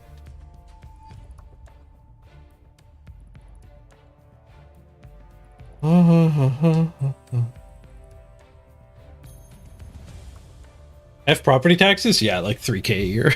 Yeah. Property tax sucks.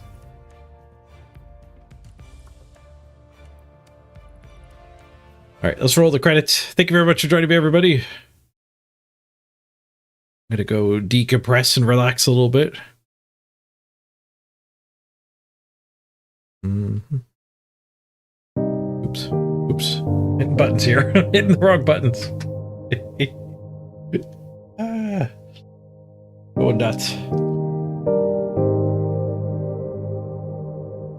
right, everyone, have a great day. Be back tomorrow. Keep these chaos growing.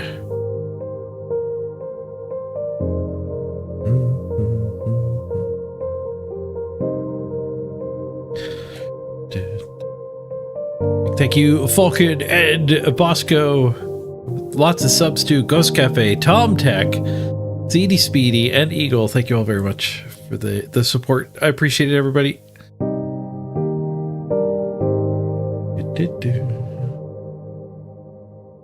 I think tomorrow we might go back to the to do this sponsor spot. This is what we ended the subathon with. So if you want to play some Match Masters against me, you can give that game a download. And part of tomorrow's stream, we'll hopefully be playing some of this. Match? What was the code for that? Masters? There it is. There's the code. It's a match 3 game, but it's PvP. It's 1v1 match 3 game. If you want to battle me in it, get her installed. It supports me out. It helps you out a lot, even when we're not subathoning. And I'll happily play against viewers while I'm doing the sponsor time for it. Cheers, everyone. Da-da-da.